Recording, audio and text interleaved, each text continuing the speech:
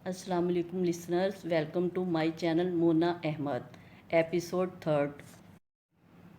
इसे गेंदे के फूलों से सजी लड़ियों वाले झूले पे बिठा दिया गया था। इसके इर्द गिर्द कज़न्स का झुरमुट था और ढोलक की थाप पे आप भी शादमानी के गीत गाए जा रहे थे।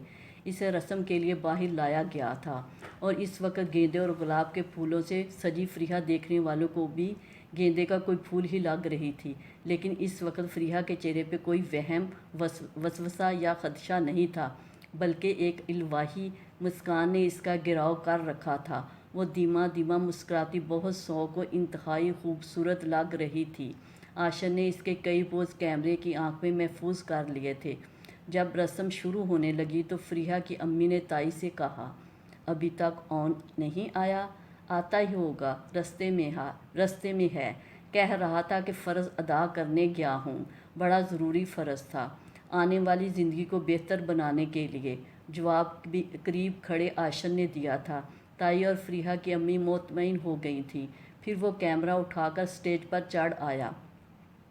फरीहा की अबहम और वसवसे भी तो दूर करने थे। इसे देखकर फरीहा ने अपनी सिचुएशन की परवाह किए बगैर जट से शिकवा किया, देख लो, तुम्हारा भाई आज भी नहीं पहुंचा, 10 मिनट में पहुंचने वाला है, तुम खातर जमा रखो। इसने करीब से कैमरा सेट किया और खट खट 2-3 तस्वीरें बना ली थी। मेरा भाई तुम्हारे सारे शिकवे दूर कर देगा, आशर शरारतन बोला। रहने दो, क्या मैं इसे जानती नहीं? फरीहा खफा हुई। तुम जानती ही तो नहीं, वो एक और तस्वीर बनाता हुआ बोला था। और तुम तो मुंह बंद रखो, सारे दांत नज़र आ रहे हैं। इसने फरीहा को बेसाख्ता डपटा। मामन पंडाल में ऑन आता दिखाई दिया। इसे देखकर लड़कों और लड़कियों ने हुटिंग शुरू कर दी थी। वो मुस्कुराता हुआ स्टेज की तरफ ही आ रहा था। आशन ने इसे रास्ते में जा लिया। जा ज़रा अपनी शक्ल बदल के आ, ये बू वाले कपड़े चेंज कर, हद है, गंदा संदा उठ के चला आया है। शेरों के मुंह धुले हुए होते हैं। किसी ने ऑन का कंधा थपका था। आज गंदा रहेगा तो कल रूप भी चढ़ेगा, ताज़ा शेव शौफ बनाकर, सना ने मुस्कुराते हुए कहा था। इस पे तो अभी भी रूप है माशाल्लाह, रफ़ एंड टफ हुलिये में भी। ऑन की खाला ने कुर्बान होती नज़रों से देखा था। तो फिर स्टेज पे जाने दें। ऑन ने इंकसारी का मुजाहरा किया, गोया तैयार शर होने का मूड नहीं था। हरगज़ नहीं। कायनात अपनी सहेलियों के जुर्म में तलू हुई थी, यूं के पूरे स्टेज का गिराव कर लिया था। ऑन हक्का बक्का रह गया। ये क्या, स्टेज पे चढ़ने का टैक्स दें। इसने हथेली फैला रखी थी। कायनात के बराबर सना, मरियम भी तन के खड़ी हो गई। याकना शुद्ध, 3-3 शुद्ध। वो तो चकरा गया था। इनके जुर्मट के पीछे मौजूद फरीहा को छुपा दिया था। इसने गर्दन उचकाकर पीछे देखने की कोशिश भी नहीं की थी। फिर भी इसे अंदाज़ा हो रहा था कि फरीहा दबा दबा सा मुस्कुरा रही है। निकालो भई, ये टैक्स तो अदा करना होगा, कौमी ख़जाना आजकल खाली है। सना ने इसका कंधा हिलाया। वो बिदक कर पीछे हटा। मैं क्यों दूँ? क्या कासम और आसम ने दिया था? वो जुला कर बोला था। हमारी दफ़ा ये रस्म ईजाद नहीं हुई थी। मरियम ने तिन कर कहा। मेरी दफ़ा क्यों हुई है? ऑन ने टैक्स देने पे साफ कंजूसी दिखाई थी। अब तो हर दफ़ा होगी। आशिक की बारी में मज़ीद नई रसूमात सामने लाएंगे। यासर और आमिर की दफ़ा कुछ और रस्में इंट्रोड्यूस करवाएंगे। सना ने अपनी तवील कारोबारी प्रॉफिटेबल प्लानिंग इनके गोश गुजार की थी। पूरी पंडाल में एक हंगामा मच गया था। ये फ़ाउल है, ये फ़ाउल है। लड़कों ने खूब एहतजाज किया था। ऑन को जान छुड़वानी मुश्किल लग रही थी। फिर वो सोच में पड़ गया था, किस तरह से पीछा छुड़वाए। वो सोचता रहा था, फिर हाथ उठाकर सबको खामोश करवाया। ओके ओके, मैं शावर ले लूँ, चेंज कर आऊँ, फिर टैक्स की रकम तय करेंगे। बोलो मंजूर? इसने कायनात और भाभीियों से बड़ी होशियारी के साथ पीछा छुड़वा लिया था। फिर बालों पे हाथ फेरता पंडाल से बाहर निकला। मामून आंधी तूफान की तरह आते कासम ने इसका बाजू दबोचा था और एक झटके से ऑन को खींचता पंडाल से दूर, बहुत दूर ले आया। ऑन इस अफ्ताब पे अचानक बुखला गया था। कासम के तेवर इंतहाई ख़तरनाक थे और आसम के तासरात भी कमो बेश ऐसे ही थे। ऑन को किसी बड़ी गड़बड़ का एहसास हो रहा था। न जाने क्या हुआ था। इसकी छठी हिस्स कोई मस्बत अलार्म नहीं दे रही थी। اس نے بڑے دونوں بھائیوں سے وجہ جاننے کی کوشش میں لب کشائی کی تھی، یوں کہ وہ دونوں کسی بپھرے شیر کی طرح بڑے خوفناک انداز میں غرائے تھے۔ تم نے اچھا نہیں کیا اون، اپنے باپ دادا کی عزت کو خاک میں ملا کر بالکل اچھا نہیں کیا۔ تم نے ہمیں کسی قابل نہیں چھوڑا۔ تم نے ابو کا سر ہمیشہ کے لیے جھکا دیا ہے۔ تم نے ابو کو پورے خاندان، برادری، رشتہ داروں، عزیزوں اور احباب کے سامنے ذلیل کر دیا ہے۔ تم نے ہمیں تباہ کر دیا ہے۔ قاسم کے آگ بھرے یہ الفاظ اون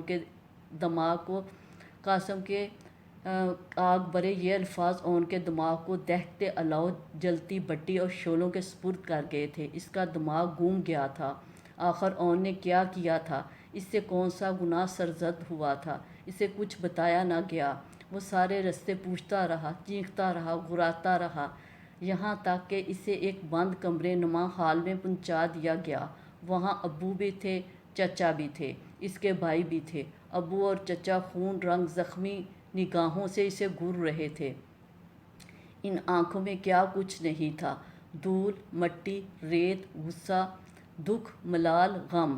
جانے ان سب کو کیا ہوا تھا۔ وہ تو چینج کرنے کی غرض سے پنڈال کی رونق سے باہر نکلا تھا۔ قاسم اور عاصم اسے گاڑی میں بٹھا کر اس عمارت میں لے آئے تھے۔ وہ دونوں بھی غم و غصے سے بے حال تھے۔ وہ عمارت کی پچھلی طرف سے انٹر ہوئے تھے۔ اون گھبراہٹ، غصے، اشتعال میں دیکھ نہیں سکا تھا یہ عمارت کس چیز کی تھی۔ وہ اب اس حال نما کمرے میں چند اجنبی چہرے بھی دکھائی دیے تھے۔ اس کا دل کہہ رہا تھا کچھ انہونا ہونے والا ہے۔ آخر کیا ہونے والا تھا؟ اون کا دماغ معاف ہونے لگا۔ کچھ دیر بعد اون پہ ایک نفرت انگیز نگاہ ڈال کر ابو نے کسی باریش آدمی کو مخاطب کرتے ہوئے کہا تھا، مولوی صاحب بسم اللہ کیجیے۔ ابو کی آواز میں دکھ تھا، شکستگی تھی۔ ابو غصہ تھا اور سب سے بڑھ کر اون کے لیے شدید نفرت تھی۔ اون کا دم جیسے گھٹنے لگا۔ ابو کا اشارہ پاتے ہی مولوی نے خطبہ بلند آواز میں پڑھا تھا۔ پھر کچھ رسمی کارروائیاں ہوئی تھیں۔ رجسٹر پہ دستخط لیے گئے تھے۔ یہ کوئی ایجاب و قبول کی رسم تھی، یہ کسی کے نکاح کی رسم تھی۔ آخر یہ سب کیا تھا؟ کیوں تھا؟ کس لیے تھا؟ اون نے ابو کی زہر بری گولیوں سے خائف ہو کر غائب دماغی سے سائن کر دیے تھے۔ پھر ایک سوٹڈ بوٹڈ آدمی نے ابو کو اور چچا کو گلے لگا کر مبارکباد دی تھی۔ یہ مبارک کس سلسلے کی کڑی تھی؟ یہ نکاح کس کا تھا؟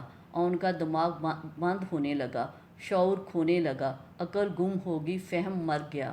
اسے کچھ دیر بعد اسی سوٹڈ بوٹڈ آدمی نے گلے لگایا تھا۔ وہ آدمی کون تھا؟ وہ اون سے کیوں مل رہا تھا؟ بہت دیر بعد اس کے حواس ٹھکانے آئے تھے۔ بہت دیر بعد اس کی عقل نے کام کرنا شروع کیا تھا۔ بہت دیر بعد اون عباس کو پتہ چلا تھا کہ یہ نکاح کی کارروائی ہو رہی تھی۔ اس کا نکاح کر دیا گیا تھا، فریحہ سے نہیں، مارو سرفراز سے۔ اور یہ عمارت کسی ہوٹل کا کمرہ نہیں تھا بلکہ ایک نامور ہاسپٹل کی بلڈنگ تھی۔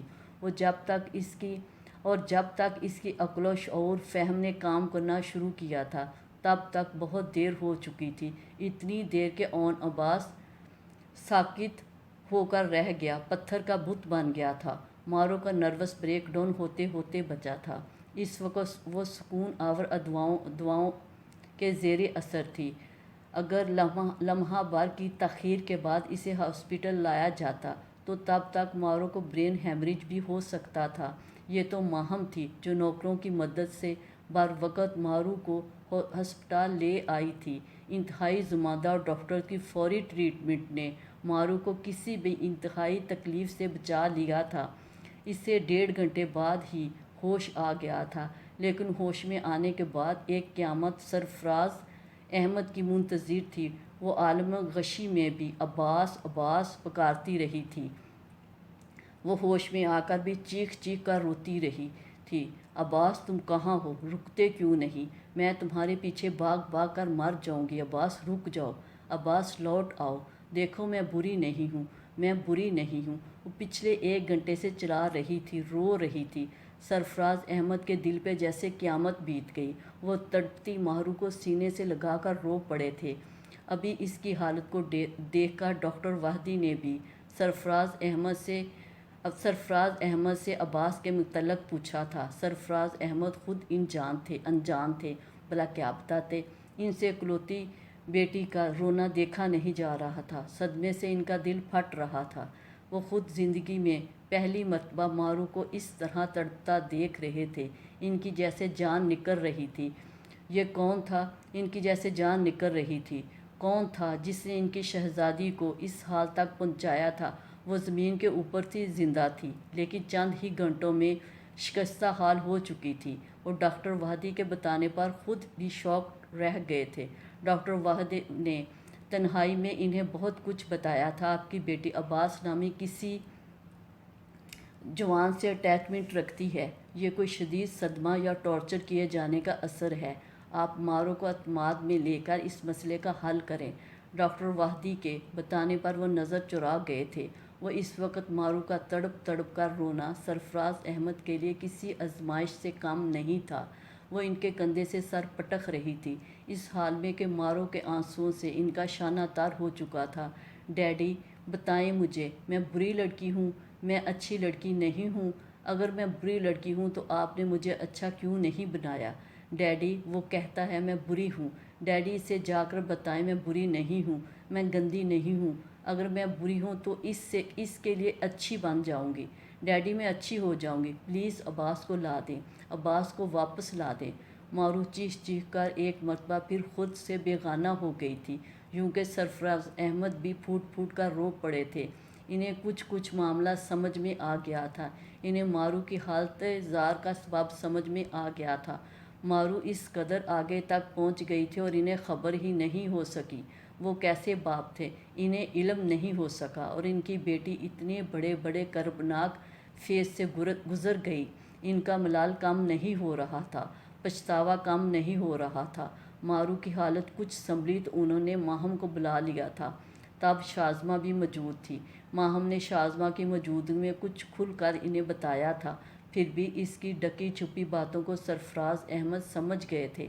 ان کی بیٹی ان حالوں تک پہنچ گئی تھی، وہ کیسی اذیتوں سے گزر رہی تھی۔ انہیں ملال گھیرے ہوئے تھا، انہیں پچھتاوے گھیرے ہوئے تھے۔ مارو کا اقرار محبت کا انکشاف تھا۔ انہیں لگ رہا تھا مارو کی تربیت میں کوئی کمی رہ گئی تھی، ورنہ یوں تو نہ ہوتا۔ آج انہیں شدت سے احساس ہو رہا تھا، مارو کی اپنی ماں ہوتی تو شاید اس صورتحال میں اسے نفسیاتی اور جذباتی سہارا دیتی، اس کا دکھ بٹاتی، اسے سمجھاتی، اس تکلیف میں اسے اکیلے پن کا احساس نہ ہونے دیتی۔ شازمہ سے کیا توقع کی جا سکتی تھی؟ وہ مارو کا آزار کم کرتی؟ شاید کبھی نہیں۔ سرفراز احمد شدید پریشان تھے۔ وہ اتنا انہیں اندازہ ہو چکا تھا کہ مارو سمجھانے والے فیز سے آگے نکل چکی تھی۔ وہ عباس سے محبت میں بہت آگے تک جا چکی تھی، جہاں سے واپسی ناممکن تھی۔ پھر انہیں اپنی بیٹی کی خوشی کے لیے کوئی سدے باپ تو کرنا ہی تھا۔ وہ کوئی مڈل کلاس سے تعلق رکھنے والے باپ تو نہیں تھے، اتنی سی بات پر بیٹی کو معتوب ٹھہرا دیتے۔ وہ تو اپنی بیٹی کی خوشی کے لیے آخری حد تک بھی جا سکتے تھے۔ انہیں مارو کی خوشی ڈھونڈنی تھی، انہیں عباس تک پہنچنا تھا، عباس تک جانا تھا، اور یہ سرفراز احمد کے لیے کچھ بھی ناممکن نہیں تھا، کچھ بھی مشکل نہیں تھا۔ لیکن ہوا کچھ اس طرح سے۔ سرفراز احمد ابھی اپنے ذرائع الرٹ کر ہی رہے تھے جب شازمہ نے وہ کام کر دکھایا جو ان کے گمان میں خاصا کٹھن اور مشکل ترین تھا۔ وہ جو سوچ رہے تھے کہ انہیں خود اپنی بیٹی کا پرپوزل لے کر رحمان اور فرقان صاحب کے پاس جانا ہوگا، شاید ان کی منت بھی کرنا پڑے، شاید انہیں مجبور بھی کرنا پڑے، شاید بیٹی کا باپ ہو کر التجا بھی کرنا پڑے۔ سرفراز احمد اس وقت دم بخود رہ گئے تھے، جب خود بخود عباس کا باپ، اس کا چچا اور اس کے بھائی شرمندہ حالت میں، انتہائی شرمسار، افسردہ، رنجیدہ اور سر جھکائے سرفراز احمد سے معافی مانگنے پہنچ گئے تھے۔ انہوں نے نہ صرف سرفراز احمد سے معافی مانگی تھی، بلکہ بڑی عاجزی کے عالم میں سر جھکا کر اپنے بیٹے کی غلطی اور گناہ تسلیم کرتے ہوئے مارو کا رشتہ طلب کیا تھا اور فوری نکاح پہ اصرار بھی کیا۔ یہ سب انتہائی اچانک رد عمل کے طور پر ہوا تھا۔ کیا عباس نے خود رشتہ بھیج دیا تھا؟ جب اسے مارو کی تکلیف اور ہسپتال میں ایڈمٹ ہونے کا پتہ چلا۔ سرفراز احمد نے کسی بھی بات پہ غور نہیں کیا تھا۔ ان کے لیے بس اتنا ہی کافی تھا کہ جس خوشی کو وہ خود اون عباس کے گھر سے ڈھونڈ کر لاتے، وہ خود بخود چل کر ان کی دہلیز پر آ گئی تھی۔ یہ ان کی خوش نصیبی نہیں تو کیا تھا۔ یوں اون کے والد اور چچا کے اصرار پہ فوری طور پر ہسپتال میں ہی نکاح کی کارروائی عمل میں لائی گئی تھی۔ رخصتی کے لیے اگلا دن مقرر ہو گیا۔ سرفراز احمد کو مارو کی خرابی طبیعت کی وجہ سے اعتراض تو تھا ہی، مگر شازمہ کے حامی بھر لینے کے بعد وہ خاموش ہو گئے تھے۔ یوں مارو اگلے ہی دن بیاہ کر پر سجا کر اون عباس کے گھر میں ہمیشہ کے لیے کسی سہانے خواب کی مانند اتر آئی تھی۔ ایسا خواب جو ایک ہی چھناکے میں ٹوٹ گیا تھا، اس بیکناک انداز میں کہ مارو کراہ بھی نہیں سکی تھی۔ نکاح کے بعد فوری رد عمل کے طور پر اس کا اپنے ہی گھر والوں پہ پھٹ پڑنا فطرت کا عین تقاضا تھا۔ جو کچھ اس کے ساتھ ہوا تھا اور جو کچھ کیا گیا تھا وہ کسی گہری سازش کا نتیجہ تھا۔ پہلے تو اسے نکاح کے 2 گھنٹے بعد بھی یقین نہیں آیا تھا کہ مارو سرفراز اس گھر میں اس کی خواب گاہ میں ہمیشہ کے لیے آ گئی تھی۔ وہی مارو جس سے اون عباس کو شدید قسم کی نفرت ہو گئی تھی، اسی مارو سے ہمیشہ کے لیے پیچھا چھڑوانے کی خاطر وہ کسی بدنصیب گھڑی میں اس کے گھر چلا گیا تھا، محض اسے آئینہ دکھانے، صرف اسے ذلیل کرنے اور بتانے کہ کم از کم آئندہ زندگی میں وہ اسے تنگ نہ کرے۔ وہ تو مارو کے باپ کو اس کے کرتوت بتانے آیا تھا، مگر خود بری طرح سے پھنس گیا۔ وہ اور اسے بھی سمجھ نہیں آ رہی تھی کہ اس کے ساتھ ہوا کیا تھا۔ یہ گیم کس نے کھیلی تھی، یہ چال کس نے چلی تھی، وہ بھی اس انداز میں کہ اون کا پورا گھرانہ اس کے خلاف ہو گیا تھا۔ ہر آنکھ میں اس کے لیے ملامت تھی، ہر آنکھ میں اس کے لیے غصہ تھا۔ وہ بے قصور ہوتے ہوئے بھی قصوروار بن چکا تھا۔ ان سب نے اون کو کٹہرے میں کھڑا کر دیا اور خود ہی سزا بھی سنا دی تھی۔ آج اپنے ہی گھر میں داخل ہوتے ہوئے اون کو اپنا آپ اجنبی سا لگ رہا تھا۔ ایسے لگتا ہر آنکھ اسی کے تعاقب میں ہے، جیسے اس نے بہت بڑا گناہ کر لیا تھا، جیسے اس نے بہت بڑا جرم کر دیا تھا۔ حالانکہ فریحہ سے اس کی شادی کو روکنے والے بھی اس کے گھر والے تھے، مارو کو یہاں اس گھر میں لانے والے بھی یہی گھر والے تھے۔ پھر ان کی ناراضی، غصہ، نفرت کا مطلب کیا تھا؟ وہ جتنا سوچتا تھا اتنا ہی الجھتا، لیکن اسے الجھنے کا اتنا وقت ملا تھا اور نہ سوچنے کا اتنا وقت ملا تھا، اس لیے کہ نکاح کے فوراً بعد اون پہ بڑے بیکناک انکشافات ہوئے تھے۔ وہ سب کی نفرت، غصہ اور ملامت کی وجہ جان گیا تھا۔ وہ اپنے والدین کو حق پہ سمجھتے ہوئے ہر الزام سے بری کر چکا تھا۔ انہوں نے جو کیا تھا ٹھیک ہی کیا تھا، انہوں نے جو سنا تھا جیسا سنا تھا اسی پہ عمل کرنا تھا، اسی کو سچ ماننا تھا۔ اس کے غیرت مند ماں باپ کی طرح کوئی اور بھی ہوتا تو یہی کرتا، اسے یہی کرنا تھا۔ ازالے کے طور پر وہ لوگ یہی کر سکتے تھے۔ اپنی عزت، ناموس اور وقار کو بچانے کے لیے اپنے تئیں اون کے ماں باپ نے بڑا بروقت فیصلہ کیا تھا، مگر چال بازوں کو تو ان کی سزا ملنی چاہیے تھی نا۔ نکاح کے فوراً بعد جب وہ کسی بپھرے طوفان کی طرح حال میں موجود اپنے والدین اور بھائیوں پہ گرج رہا تھا، آپ نے کچھ دیر پہلے جو میرے ساتھ کیا ہے، میں پوچھ سکتا ہوں یہ سب کیا تھا، کیوں ہوا تھا؟ آپ نے میری زندگی کو کیوں تماشا بنایا؟ وہ نفرت اور آگ کا طوفان بنا ہوا تھا۔ وہ اس وقت پوری طرح جگڑتا لڑتا آگ کا گولا لگ رہا تھا۔ وہ اگلے دن تک بھی چیختا رہا، غصہ کرتا رہا، زہر اگلتا رہا۔ یہ اس عورت کا منصوبہ ہے، اس نے مجھے چیٹ کیا، میں اسے کبھی کامیاب ہونے نہیں دوں گا۔ وہ کف اڑاتا اپنے حواسوں میں نہیں لگ رہا تھا۔ آپ سب اس عورت کے ساتھ مل گئے تھے، کیوں کیا آپ نے میرے ساتھ اتنا بڑا دھوکہ؟ اون شدت ضبط سے پھٹ پڑا تھا، اور یہ اس کے والدین تھے جو اس پہ ذرا بھی بھروسہ نہیں کر سکے تھے، بلکہ اس چال باز عورت کی چال میں آ گئے تھے۔ کیا انہیں اون پہ اعتبار نہیں تھا؟ اور جب اون نے بڑے مجمع میں اپنے باپ سے سوال کر لیا تو انہوں نے ذرا بھی اس کے وقار کی لاج نہیں رکھی تھی۔ انہوں نے اسے منہ توڑ جواب دیا تھا، انہوں نے اس کے منہ پہ تماچا مار دیا تھا۔ تماشا تو تم نے ہمارا بنا دیا ہے، شادی والے گھر کو ماتم کدا بنا دیا ہے۔ تمہاری چچی ہسپتال میں پڑی ہے، مہمان انگشتے بداں ہیں، پھر ہر آنکھ میں تجسس ہے، غصہ ہے، دلچسپی ہے، ہر زبان پہ قصے کہانیاں ہیں۔ جاؤ باہر نکل کر دیکھو اور زبان چلانے والوں کی زبانیں کاٹ آؤ۔ ہر کوئی تمہیں گناہگار تسلیم کر رہا ہے۔ آخر کچھ تو تھا نا جو بات یہاں تک اس نوبت تک آئی۔ پچھلے کچھ عرصے سے میں بھی تمہارے رنگ ڈنگ دیکھ رہا تھا، پھر بھی اپنی تربیت پہ بہت ناز تھا۔ جو اڑتے اڑتے قصے میرے کانوں تک پہنچ رہے تھے جھوٹے ہیں، بے بنیاد ہیں۔ ارے کوئی عزت دار شریف ماں باپ کی اولاد اتنا جھکتی نہیں، التجائیں نہیں کرتی، اور وہ شریف آدمی کس قدر بے بس تھا، اور وہ عورت جس کی بیٹی کو اس کے گھر جا کر تم نے برباد کیا، اس عورت کا کیا قصور تھا جو روتی ہوئی میرے پاس آئی تھی؟ آخر کچھ تو تم نے ان لوگوں کے ساتھ کیا، ان کی بیٹی کو کس انتہا تک پہنچا آئے کہ وہ ہسپتال میں زندگی موت کی کشمکش میں جا پڑی، تم پر قہر ٹوٹ پڑے، ذرا غیرت نہ آئی؟ ایک دن بعد تمہاری شادی تھی اور تم نے اپنے نفس کے بے لگام گھوڑے کو سر پر دوڑا کر میرے سر میں خاک ڈلوا دی، میری عزت کو دجی دجی بکھیر دیا، مجھے ذلیل و خوار کر دیا، ساری دنیا کے سامنے، سب سے بڑی بات میرے اکلوتے بھائی کے سامنے، اس کی اکلوتی بیٹی کے سامنے۔ آہ تھو، نفرت ہے مجھے تم سے۔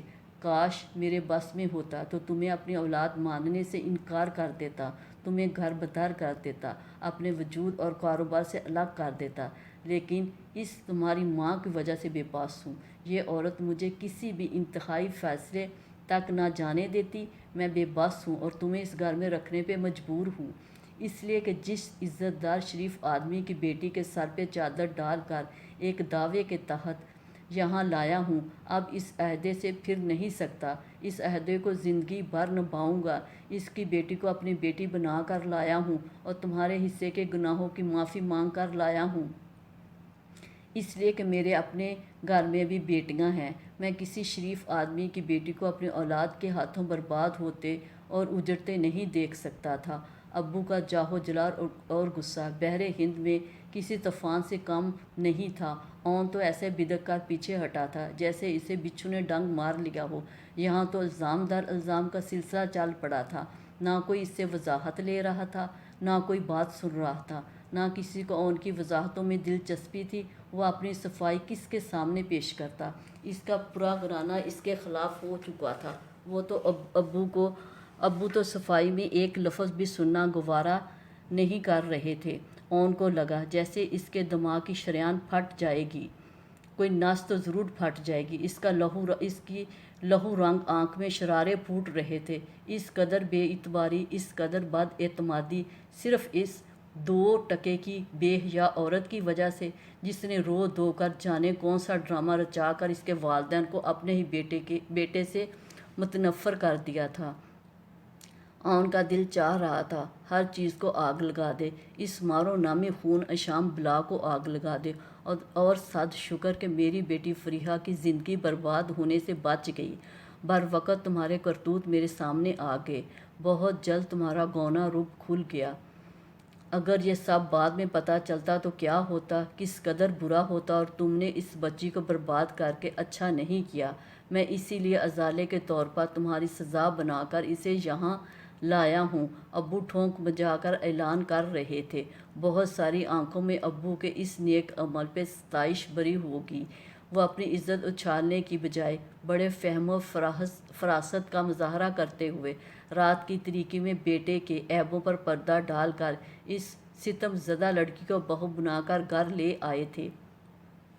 یہ ان کی دور اندیشی اور دانش مندی ہی تو تھی۔ برباد تو مجھے کیا اس نے، میرے ہی گھر والوں کے سامنے مجھے ذلیل کیا۔ میں اس سے انتقام لوں گا اور ضرور ہی لوں گا۔ غصے کی انتہا پہ اون کے اشتعال کا رخ کسی اور سمت نکل گیا تھا، اس کی آنکھوں میں پھر سے خون بھر گیا تھا۔ ابو اس کے ارادے جان کر گرجدار لہجے میں پورے قد سے کھڑے ہو کر غرائے تھے۔ خبردار جو تم نے اس بچی کے ساتھ کوئی زیادتی کر کے میرا مزید تماشا لگوایا، خبردار جو تم نے مزید میری عزت کا جنازہ نکلوایا۔ میں اس کے باپ کے ساتھ عہد باندھ کر اسے لایا ہوں، مجھے اور ذلیل کیا تو کھڑے کھڑے گولی سے اڑا دوں گا۔ ان کا بس نہیں چل رہا تھا اپنے اونچے پورے بیٹے کا گریباں چاک کاٹ ڈالیں، ان قدموں کو کاٹ ڈالیں جن سے چل کر وہ سرفراز احمد کے گھر کی دہلیز پار کر کے گیا تھا۔ وہ باپ کے فیصلہ کن گرج دار لہجے اور بھیک ناک دھمکیوں پہ روحانسا ہو گیا تھا۔ ابو میرا یقین کریں، میں نے کچھ برا نہیں کیا، میرا کسی کے ساتھ کوئی تعلق نہیں، یہ سب جھوٹ ہے، سازش ہے، میرے خلاف منصوبہ بنایا گیا ہے۔ میں تو فریحہ کے ساتھ شادی پہ خوش تھا، میں تو فریحہ۔ اون نے شدت ضبط کے ساتھ آنکھیں دباتے بمشکل اپنے الفاظ منہ سے ادا کیے تھے۔ ابو نے اسے نفرت انگیز لہجے میں بے ساختہ روک دیا تھا۔ انہوں نے اس کی بات کاٹتے ہوئے چلا کر کہا، میری بیٹی فریحہ کا اپنی گندی زبان سے نام بھی مت لو، سنا تم نے؟ آئندہ میں تمہارے منہ سے فریحہ کا ذکر بھی نہ سنوں۔ یہ تو میرا بھائی ہے جس نے میری بے بسی کو سمجھا، میرا ساتھ دیا، ہر قدم پہ میرے ساتھ رہا، تمہارے عیب دھونے میں بھی میرے ساتھ گیا۔ اس نے اس آدمی سے معافی مانگی، میں تو عمر بھر اپنے بھائی کا احسان مند رہوں گا۔ ابو گرجتے گرجتے آخر میں آبدیدہ ہو گئے تھے، پھر دوبارہ سے فارم میں آ گئے۔ اس کی امی جو چپکے چپکے رو رہی تھی، ایک دم اون کے سامنے آ کھڑی ہوئی۔ بس بھی کریں، بہت ہو گیا، اپنی جذباتیت اور غصے کا پتہ نہیں، میرے بیٹے کی جان کا وبال بن گئے ہیں۔ اس کی غلطی کیا ہے، جرم کیا ہے؟ میرا بیٹا ایسا نہیں ہو سکتا، یہ کسی کی ضرور چال ہوگی۔ امی جو اتنے گھنٹوں سے خاموش تھی، اچانک اس کے سامنے ڈال بن گئی تھی۔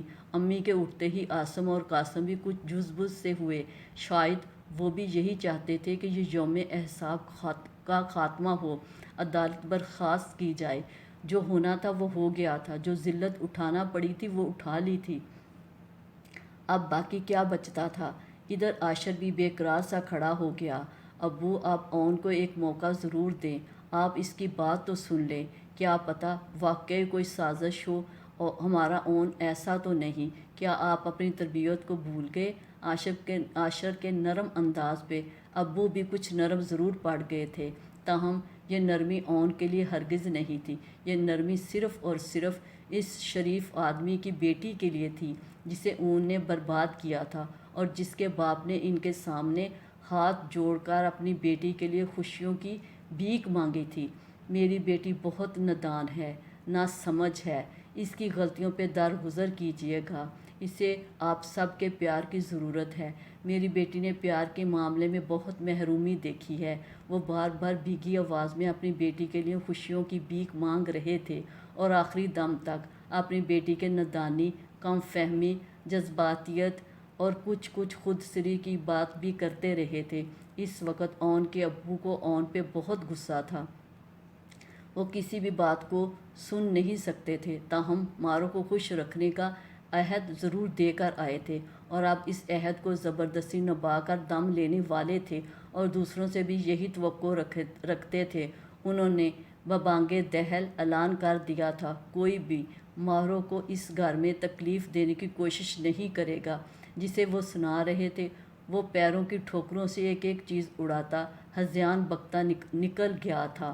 ماہم نے کھڑکی سے پردے سمیٹ کر اے سی کی کولنگ کو کم کیا، پھر وہ بیڈ پر آڑے ترچھی لیٹی مارو کو زبردستی اٹھا کر غرائی تھی، اٹھ جاؤ مارو، وہ لوگ آ بھی چکے، اور ابھی تمہارا اشنان بھی باقی ہے۔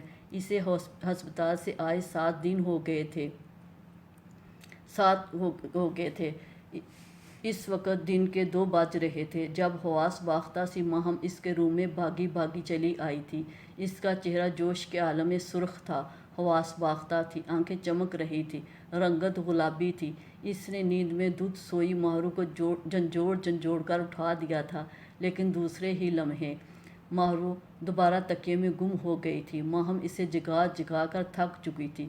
تب اسے ٹھنڈے پانی کا خیال آیا تھا، وہ کیسے اپنا پرانا حربہ بھول گئی تھی۔ مارو کے پیروں پہ پانی ڈالتے ہی اس کی نیند کو بھگا دینے کا قدرتی ٹوٹکا تھا۔ پیر گیلے ہوتے ہی وہ اٹھ کر بیٹھ جاتی تھی، جیسے اس وقت اٹھ کر بیٹھ گئی تھی، نیند میں گم، موندی آنکھوں سے دیکھتی ہوئی۔ ماہم نے اسے ڈپٹ کر کہا، مارو اٹھ جاؤ، وہ لوگ آ بھی چکے، تم نے تیار بھی ہونا ہے، یہ نہ ہو تمہیں چھوڑ کر بھاگ نکلیں۔ ماہم نے اسے دھمکایا تھا، تب وہ ایک مرتبہ پھر تکیے پہ سر گرا کر بے انتہا ہنسنے لگی تھی۔ हंस हंस कर दोहरी हो रही थी। इसकी हंसी के घुंघरू पूरे रूम की फिजा को खनखनाने पे मजबूर कर रहे थे। यूं लग रहा था इतने घंटों की घुटन, हबस और गुबार को हंसी की सूरत में हमेशा के लिए निकाल बाहिर देना चाहती है, अपने मन को शांत कर लेना चाहती है। आखिर दिल की मुराद जो बार आई थी, हमने ज़बरदस्ती इसके मुंह पर हाथ रखकर आवाज़ दबाने की कोशिश की थी। बाकी अपनी ससुराल जाकर हंसी के सुर बखेर लेना, अभी फटाफट तैयार हो जाओ। हमने इसे खींचकर बेड से उतारा था, तब वह लंबी सी अंगड़ाई लेकर हंसती हुई बड़े दिलफरेब लहजे में बोली थी, पहले मुझे यकीन दिलाओ माहम, क्या मैं ख्वाब तो नहीं देख रही? ये जो 24 घंटों के अंदर अंदर मेरी ज़िंदगी में क्या क्या नहीं हो चुका। मेरी ज़ात बदल गई, मेरा नाम बदल गया, जिंसियत बदल गई और मैं खुद भी बदल गई।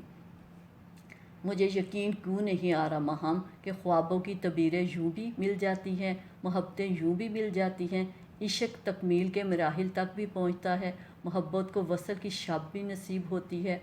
मुझे यकीन नहीं आ रहा माहम, बिल्कुल नहीं आ रहा। 24 घंटे पहले एक क़यामत मेरी हंसी को हिला गई थी, वो क़यामत जिसे मैं दोबारा सोचना भी नहीं चाहती, वो लम्हे जिन्हें मैं हमेशा के लिए भूल जाना चाहती हूँ, वो अजियत जो इसी वक्त अपना असर खो गई थी जब मेरे नाम के साथ अब्बास का नाम जुड़ गया था। लेकिन माहम, मुझे यकीन क्यों नहीं आ रहा, ये मुमकिन कैसे हुआ? अब्बास जैसा आतिश फशा गुलो गुलजार कैसे बना? इसने इकरार किस तरह से किया? हमारा निकाह कैसे हुआ? वो किस तरह से मान गया? महज 24 घंटों के अंदर अंदर सब कुछ मेरी चाहत, ख्वाहिश और तमन्ना के मुताबिक किस तरह से हुआ? वो खोए खोए लहजे में बड़ी गहरी बातें कर रही थी, क्योंकि जब से निकाह हुआ था तब से इसका जहन इन सवालों की यलगार में खासा घुट रहा था। वो माहम के साथ सब कुछ शेयर करके खुद को पुरस्कून करना चाहती थी। बीबी तुम आम खाओ, अब पेट क्यों गिनती हो? माहम का अंदाज मजाहिया किस्म का था। वो इसका गाल खींचते हुए बोली थी, अब्बास पे क्यूपिड का तीर चल गया होगा, इस वक्त शरारे तो उगल गया था, बाद में जाकर एहसास हो गया होगा वो क्यों मारो का दिल तोड़ आया है। माहम ने मुस्कुराकर इसके वहम दूर करना चाहे थे। रेली? इसकी आंखें जगमगाने लगी थी। माहम ने इस बात में सर हिलाया। फिर यूं हुआ कि इसी रात 12 बजे तक वो अपने अब्बा, चचा, भाइयों के साथ दोबारा तुम्हारा दिल जोड़ने अस्पताल पहुंच गया। दिल जोड़ने से मुराद निकाह था। माहम अपने अंदाज में ही गुफ्तगू करती थी और बहुत अच्छी गुफ्तगू करती थी। इसके घर वाले इतना अचानक मान गए, मुझे यकीन नहीं आता, इसने बेताबी से कहा था। तब माहम ने अपना सर पकड़ लिया। ओ सिली गर्ल, मान गए थे तभी कल निकाह कर गए और आज वो सब नीचे ड्राइंग रूम में बैठे हैं, तुम्हें रुखसत करवाने आए हैं। माहम ने अपना माथा पीट लिया था। मारू का दिल जैसे धक धक करने लगा। दिल की ले कुछ बदल गई थी। इसकी आंखें बारे हया से झुक गईं। धड़कनों में गज़ब का तलातम बर्पा हो गया था। माहम इस दिल फरेब मंजर से लुत्फ़अंदोज़ होती मुस्कुरा कर बोली, मैं तो चाहती थी तुम्हारी शादी धूमधाम से हो, मगर वो लोग सादगी पे जोर दे रहे थे। फिर शाज़मा आंटी ने भी कहा, जैसे वो लोग मुनासिब समझे। मम्मी ने? मारू कुछ चौंक गई थी। माहम ने बताया, बल्कि मज़ीद भी बताया, नो डाउट इन दिनों में शाज़मा आंटी ने तुम्हारी रियल मदर जैसा रोल प्ले किया है। अल्लाह इनकी एबिलिटी बढ़ाए। इस तमाम सेटअप को जो इस कदर अपसेट हो चुका था, इसे अपने पॉइंट ऑफ वे या मेथड से शाज़मा आंटी ने फुल स्ट्रेंथ, पावर, एबिलिटी और एनर्जी के साथ हैंडल किया। माहम के लहबे में सताइश भरी थी। वो पहली मर्तबा शाज़मा की तारीफ़ कर रही थी। इस निकाह के बाद आज रुखसती में हर किस्म की फंडिंग प्लानिंग शाज़मा आंटी की थी और इनके प्रैक्टिकल नॉलेज की वजह से आज ये खूबसूरत वक्त तुम्हारा नसीब बना है और तुम हमेशा के लिए अब्बास की होने जा रही हो। माहम ने इसकी हैरान आंखों में झांक कर कहा। माहरू का तहैयर बढ़ता चला गया। घोके यकीन नहीं आता, बट मान लेती हूँ। वो शरारतन मुस्कुराई थी। अब सारा क्रेडिट मम्मी को देना पड़ेगा। मोहब्बत में हमारी ख्वारी तो बाढ़ में गई। तुम जाकर इसे पूरी हकायत दिल सुनाना। ماہم نے مشورہ دیا تھا، پھر اسے واش روم کی طرف دھکیلا۔ ہری اپ، ابھی بیوٹیشن پہنچ جائے گی، یہ بھی کریڈٹ تمہاری ممی کو جاتا ہے۔ صبح سویرے برائڈل ڈریس، جیولری، شوز اور تمہاری کافی شاپنگ کر لائی ہیں۔ وہ لوگ تو سادگی سے ہی چاہتے تھے، پھر بھی انٹی نے کافی اہتمام کر لیا۔ ماہم ممی سے کچھ زیادہ ہی متاثر لگ رہی تھی۔ پھر جب مارو فریش ہو کر نہا کر باہر نکلی تب تک بیوٹیشن بھی پہنچ گئی تھی۔ مزید اسے ماہم سے کوئی بھی بات کرنے کا موقع نہیں ملا تھا، حالانکہ وہ عباس کے بارے میں پوچھنا چاہتی تھی۔ پھر جب بیوٹیشن اس کے حسن کو چار چاند لگا کر چلی گئی اور ماہم اس کے حسن، خوبصورتی اور روپ کے جلووں کو دیکھ کر مصنوعی بے ہوش ہو گئی تھی، تب مارو نے اس کا بازو دبوچتے ہوئے زوردار قسم کی چٹکی کاٹ کر کہا، کیونکہ یہ کلبلاتا سوال اس کی جان لینے کے در پہ تھا۔ ماہم نے سب کچھ بتایا تھا، لیکن عباس کے متعلق کچھ نہیں بتایا تھا۔ یہ ایکٹنگ چھوڑو، مجھے اتنا بتا دو، عباس کیسا لگ رہا ہے؟ مارو کے اس سوال پہ ماہم کی بے ہوشی خود بخود ٹوٹ گئی تھی۔ وہ پٹ سے آنکھیں کھول کر اٹھی، پھر اس نے بڑی حیران آنکھوں سے دیکھتی مارو کی حسین آنکھوں میں اور بھی حیرانگی بھرتی۔ عباس تو نہیں آیا؟ اس کی امی، ابو، بھائی اور ایک بھابھی ضرور ہیں۔ اور ابھی ماہم مزید عباس کے نہ آنے پہ حیرت کا اظہار کرتے ہوئے روشنی ڈالنا چاہتی تھی، جب اچانک دروازہ کھلا تھا اور ڈیڈی، شازمہ اور کی امی اندر داخل ہو گئے تھے۔ تب سارے سوال جواب اور وہم بھول کر مارو ڈیڈی کی کھلے بازوؤں میں سما گئی تھی۔ وہ آج اپنے ڈیڈی سے رخصت ہو رہی تھی، گو کہ ڈیڈی نے اس کے ساتھ بہت کم وقت گزارا تھا، بہت کم اپنی محبت سے نوازا تھا، پھر بھی اس نازک گھڑی میں اس کا دل بھر آیا تھا۔ اس کے آنسو آنکھوں سے اتنی خاموشی سے ٹوٹ کر گر رہے تھے کہ کسی کو خبر بھی نہیں ہو سکی۔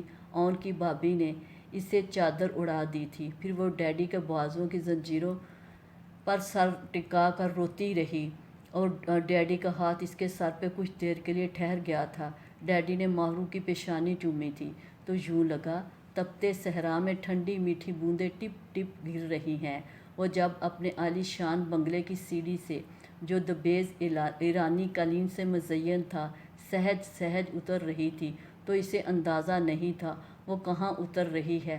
وہ بلندی سے پستی میں اتر رہی ہے، وہ آسمان سے پتال کی طرف آ رہی ہے، اور لانچ سے گزرتے ہوئے اسے اچانک اون عباس کے نقش پا کا خیال آ گیا تھا۔ اسی فرش پہ اون کے پیروں کی دمک پڑی تھی، جس نے مارو کے دل کی دھڑتی کو ہلا کر رکھ دیا تھا۔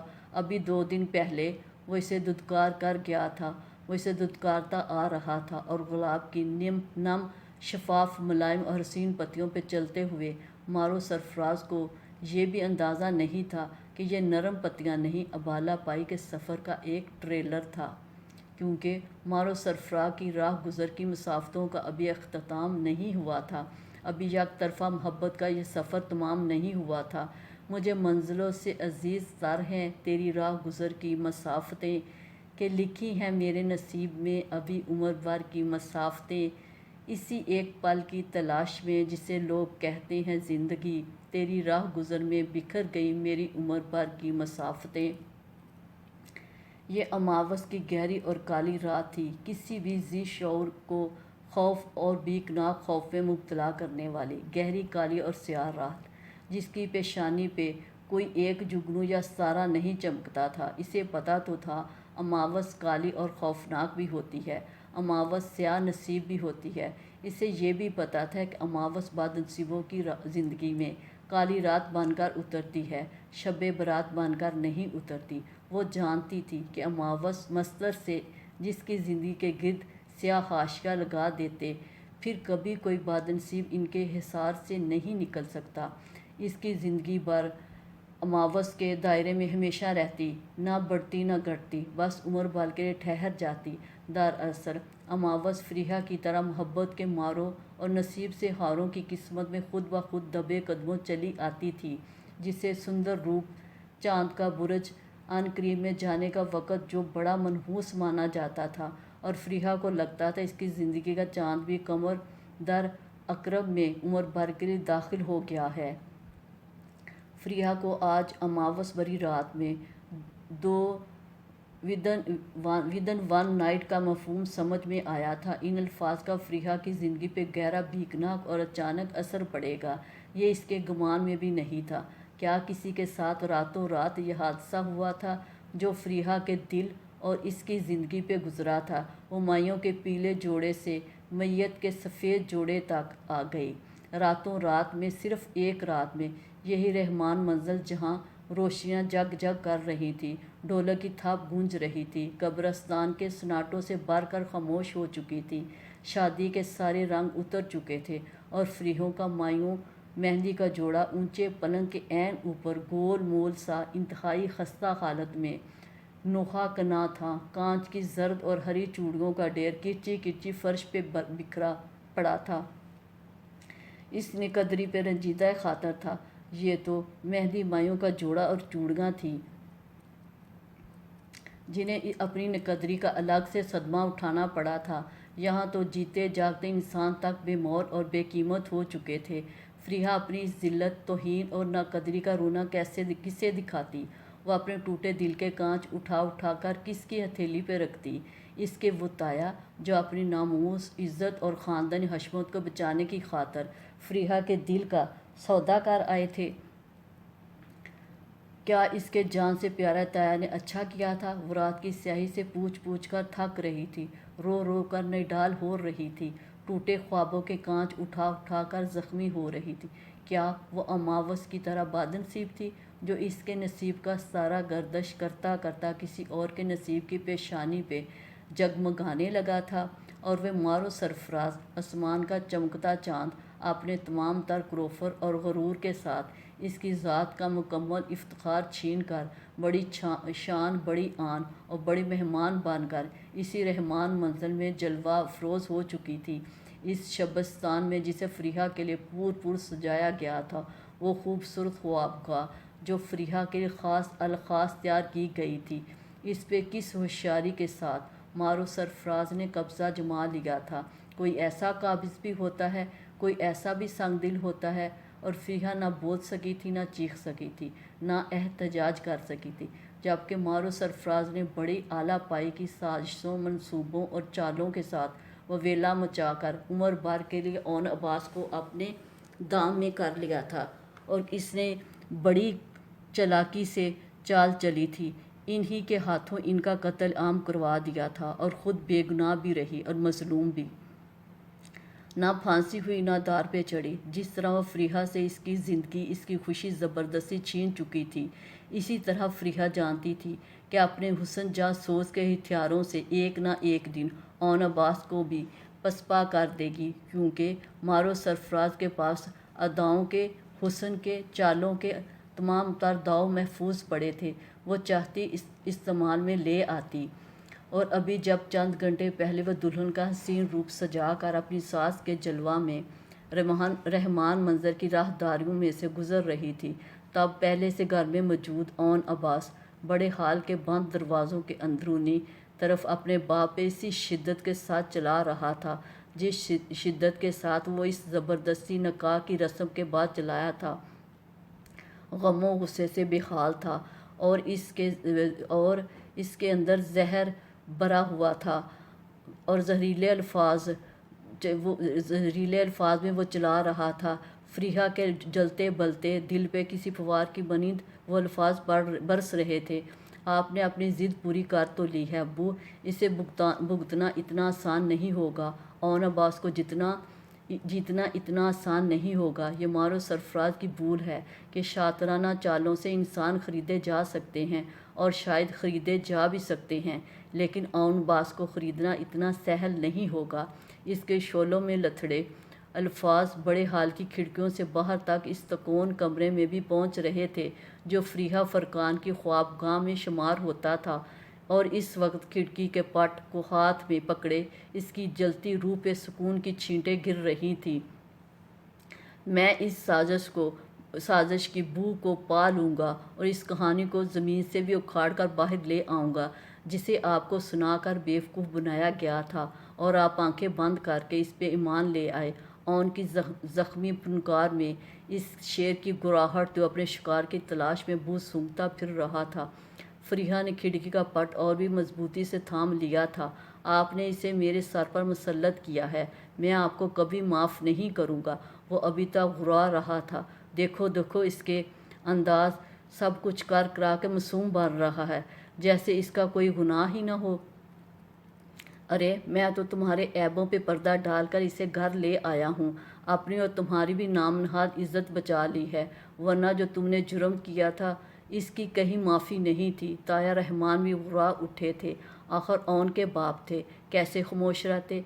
बाप बेटा वैसे भी शेर और सवा शेर की वाज़िया मिसाल थे।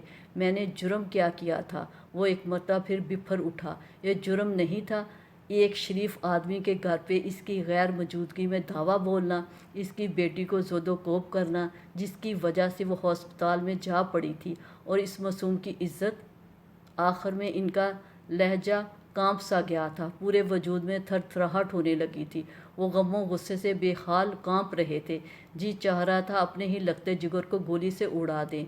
वो तो इसे मुंह ही नहीं लगाना चाह रहे थे। यह तो ओन था जो खुद ब खुद इस दलदल में कैंकरियाँ फेंक कर अपने ही ऊपर गंदी छींटें डलवा रहा था। दरअसल वो इस जिल्लत को भूल ही नहीं पा रहा था जो इसने पूरे ख़ानदान, दोस्तों, रिश्तेदारों और मेहमानों के सामने झीली थी। खाओ कसम, तुम सरफराज अहमद के घर नहीं गए थे। वो लहू रंग आंखों से इसे घूर कर पूछ रहे थे। ये ऐसा मकाम था जिस पे ओन झूठा पड़ सकता था और इनकार भी नहीं कर सकता था। आप गलत समझ रहे हैं। आराम से बैठकर मेरी बात सुन लेते तो इन अजाबों में ना पड़ते। मैं इसलिए नहीं गया था वहाँ। मैं तो इसकी वजाहत का गला ताया रहमान ने एक ही दाड़ में गूंथ दिया था। तुम गए थे ना या नहीं? मुझे हाँ या ना में जवाब दो। वो गज़बनाक अंदाज में चलाए थे। फरीहा ने अपने दिल पे हाथ जा रखा। ओन क्या जवाब देगा? अगर इसने हाँ बोल दिया तो आप नहीं समझ रहे बू, कुछ नहीं समझ रहे। वो मेरे पीछे खुद पड़ी थी। आप कुछ नहीं जानते। मुझे मौका तो दें, कम से कम एक मौका तो दें। मैं आपको सारी बात बता दूंगा। मैं तो वो जो दो टोक गुफ्तगू करके मुकाबल को दूसरा मौका ही नहीं देता था। बोलने का लम्हा भर के लिए हकला गया क्योंकि ताया रहमान एक मरतबा फिर इसकी बात काट कर चला उठे थे। मैं तुमसे कुछ और पूछ रहा हूँ, तुम कुछ और बकवास करते हो। मुझे बताओ, तुम सेठ सरफराज के घर गए थे या नहीं? इनकी रगें मारे तैश के फूल कर नीली हो गई थी। मैं इसे रोकने के लिए, इसे मना करने के लिए और इसके बाप को इसके तमाम करतूत बताने के लिए गया था। मेरा मकसद कुछ और नहीं था। बाखुदा मैं सच कह रहा हूँ। वो बहुत आवारा मजाज लड़की। ओन ने मारे तैश के इंतहाई फहश गाली बकी थी, जिसे सुनकर ताया रहमान गरज उठे थे। अपना मुंह बंद रखो जलील आदमी। खबरदार, जो तुमने इसे अब दोबारा गाली दी। वो कल क्या थी मैं नहीं जानता, लेकिन आज वो मेरे ख़ानदान की इज्जत है और मुझे अपनी इज्जत की हिफाजत करना आती है। और रही तुम्हारी बकवास, तो इसकी मेरे नज़दीक कोई वक़्त नहीं, क्योंकि तुम अब हर किस्म की झूठी कहानी सुनाकर अपनी मैं को बरकरार रखोगे और अपना दफा करने की कोशिश करोगे। तुम मेरे बाप नहीं, मैं तुम्हारा बाप हूँ और सब जानता हूँ जो कुछ हुआ या जो कुछ तुमने किया। तुम में ऐसी गैरत होती तो बार बार इस शर्मनाक किस्से को दोबारा मत छेड़ते जिस पे मैंने मट्टी डाल दी थी, या जिस जलालत को सेठ सरफराज ने दफन कर दिया था। इसको उखाड़ने से पहले 10 मरतबा सोचते, क्योंकि हर दफ़ा तुम्हारा ही शर्मनाक कारनामा खुलकर सामने आना था और मैं तो मुंह छुपाता फिरता। अब तक अगर सेठ सरफराज मेरी इल्तिजा पे कान ना धरते, वो आंखें और कान बंद कर करके अपनी बात पे जोर देते थे, अपनी बात मनवाते थे, अपनी ज़िद पर कायम रहते थे और अपनी कही बात को ही हकीकत और सच तस्लीम करते थे। बाकी सब इनके सामने झूठ, बकवास और चरबा था। ये तो सेठ सरफराज की मेहरबानी जो उन्होंने अपनी बेटी का निकाह तुम जैसे कमीने के साथ कर दिया था, वरना तुम्हें तो इस बदनामी के बाद कोई शरीफ ख़ानदान अपनी बेटी का रिश्ता ना देता। उन्होंने नफ़रत अंगेज़ लहजे में इसकी दुखती रग पे हाथ रख दिया था। वो एकदम भड़क उठा। मैं मर नहीं रहा था सेठ सरफराज की बेटी से शादी करने के लिए, बल्कि वो खुद मर रही थी मुझ पे। ओन जहर खंद हुआ था। फिर इसने दरवाजे के पास रखी मेज़ को ज़ोरदार ठोकर मारी اور کمرے سے بکتا جھکتا نکل گیا تھا، جبکہ طاہر رحمان مارے غیظ کے حال میں ٹہلنے لگے تھے۔ فریحہ نے آوازوں کو ختم ہوتا محسوس کر کے کھڑکی بند کر دی تھی اور اس کی پشت سے ٹیک لگا کر پھوٹ پھوٹ کے رونے لگی۔ اسے طاہر رحمان کی باتیں رہ رہ کر رلانے پہ مجبور کرتی۔ وہ سمجھتے تھے کہ اون نے جو کچھ کیا تھا اس کے نتائج میں وہ شریفوں کی فہرست سے نکل چکا تھا اور اسے کوئی ڈانگ کا رشتہ بھی نہیں مل سکتا تھا، لیکن وہ یہ نہیں جانتے تھے ان کے اپنے ہی بھائی کی بیٹی اسے ہر الزام سے بری سمجھتی تھی، اسے شادی کی خواہش مند تھی اور اس رشتے کی ٹوٹنے کی وجہ سے اندر ہی اندر گھٹ گھٹ کر مر رہی تھی۔ اگر اون برا تھا یا اس نے کچھ برا کیا تھا تو پھر سیٹھ سرفراز نے اپنی بیٹی کے لیے کیوں اس کو چنا تھا، کیوں اس کے ساتھ بیاہا تھا؟ کوئی بھی اس پہلو پہ نہیں سوچتا تھا، اور اون بقول ان سب کے کچھ غیر اخلاقی کام کر بھی چکا تھا، تو ان سب کو کیا تکلیف تھی؟ اور ان سب نے مل کر فریحہ کو تختہ مشق کیوں بنایا؟ وہ اون کی اس کے ساتھ شادی ہو جانے دیتے۔ انہوں نے یہ شادی کیوں ختم کی تھی؟ آخر کیوں؟ کسی کو بھی فریحہ پہ رحم نہیں آیا تھا، اور کوئی جانتا یا نہ جانتا، فریحہ تو جانتی تھی، اسی وقت سے جانتی تھی جب ماہروں نے رحمان پلازا میں اون کو دیکھا اور اس کی اسیر ہو گئی تھی۔ پھر بارہا فریحہ نے محسوس کیا وہ اس گھر میں اون کے لیے آئی تھی، اس کے گھر والوں سے اون کے لیے گلتی ملتی تھی، وہ اپنا سکہ پہلے سے ہی جمانا چاہتی تھی اور اس کے گھر والوں کو اپنے حسن اور دولت کے جال میں قید کر کے مٹھی میں کرنا چاہتی تھی۔ یہاں تک تو اس کی چالیں کامیاب ہو چکی تھی، پھر آگے اون تک رسائی کا مسئلہ تھا۔ اس کی زندگی میں داخل ہونے کے لیے پری پلاننگ کی ضرورت تھی، کیونکہ اتنا تو ماہرو بھی جان گئی ہوگی کہ بہت آسانی کے ساتھ وہ اون عباس جیسے مضبوط قلعے کو فتح نہیں کر سکتی۔ پھر اس نے پوری منصوبہ سازی کے بعد اون کے باپ تک رسائی حاصل کی ہوگی، انہیں جھوٹ موٹ کے قصے سنا کر رام کر لیا ہوگا، اور یقیناً ماہرو ایسا کر سکتی تھی۔ اس کے لیے یہ سب دائیں ہاتھ کا کھیل تھا، تھوڑا مشکل تھوڑا آسان۔ سو ماہرو نے اپنا شکار حاصل کر لیا تھا، اس کے من کی مراد بھر آ گئی تھی، اسے وصل کی شب نصیب ہو گئی تھی۔ آج وہ ماہرو سرفراز فریحہ کے حصے کی زمین پر اپنے خوابوں کا شیش محل بنا رہی تھی۔ وہ زندگی کی آخری سانس تک ماہرو کو معاف نہیں کر سکتی تھی۔ آج ماہرو کس قدر شانت ہو گئی، کیونکہ اس نے عمر بھر کے لیے تمام تر دکھ، کرب، ذلت، بے چینی، آنسو، اضطراب فریحہ کی جھولی میں ڈال دیا تھا۔ لیکن کیا وہ فریحہ کے سپنوں کی سرزمین پہ اپنے لیے محبت کی کوئی فصل کاشت کر پائے گی؟ کیا وہ فریحہ کے آنسوؤں اور بددعاؤں کے زیر سایہ خوشگوار ازدواجی زندگی گزار پائے گی؟ اور کیا وہ حقیقت میں اون عباس کی محبت حاصل کر پائے گی؟ شاید کبھی نہیں، کسی حال میں بھی نہیں، آخری سانس تک نہیں، کیونکہ بیچ میں فریحہ فرقان کھڑی تھی۔ وہ ان دونوں کے درمیان ایک خلیج بن کر تن کے کھڑی تھی، وہ کبھی ان دونوں کو ایک نہیں ہونے دے گی۔ وہ یعنی فریحہ فرقان عمر بھر کے لیے ان دونوں کے بیچ اماوس کی رات بن کر کھڑی رہے گی۔ وہ ساری زندگی اون عباس کے لیے ایک گھلٹ کی صورت مجسم زندہ رہے گی، اسے احساس دلانے کے لیے، اسے کبھی حقیقی معنوں میں خوش نہ ہونے دینے کے لیے، تاکہ وہ بھی زندگی کی آخری سانس تک جلے، زندگی کی آخری سانس تک سلگتا رہے۔ اگر فریحہ فرقان اپنی زندگی اون عباس کے نام پر قربان کرنے کا فیصلہ کر چکی تھی، تو پھر اون عباس کو بھی ساری عمر ماہرو سرفراز کے ساتھ خوش نہیں رہنا تھا، کسی صورت نہیں رہنا تھا۔ پھر ماہرو سرفراز کو بھی فریحہ فرقان کی طرح جلنا اور سلگنا تھا، پھر ماہرو سرفراز کو بھی اس کی طرح تنہا زندگی گزارنا تھا، پھر ماہرو سرفراز بھی سہاگ رکھتے ہوئے بیوہ جیسی زندگی گزارے گی۔ فریحہ کا سایہ کبھی اسے خوش نہیں رہنے دے گا، کیونکہ فریحہ کا سایہ اماوس کا سایہ تھا۔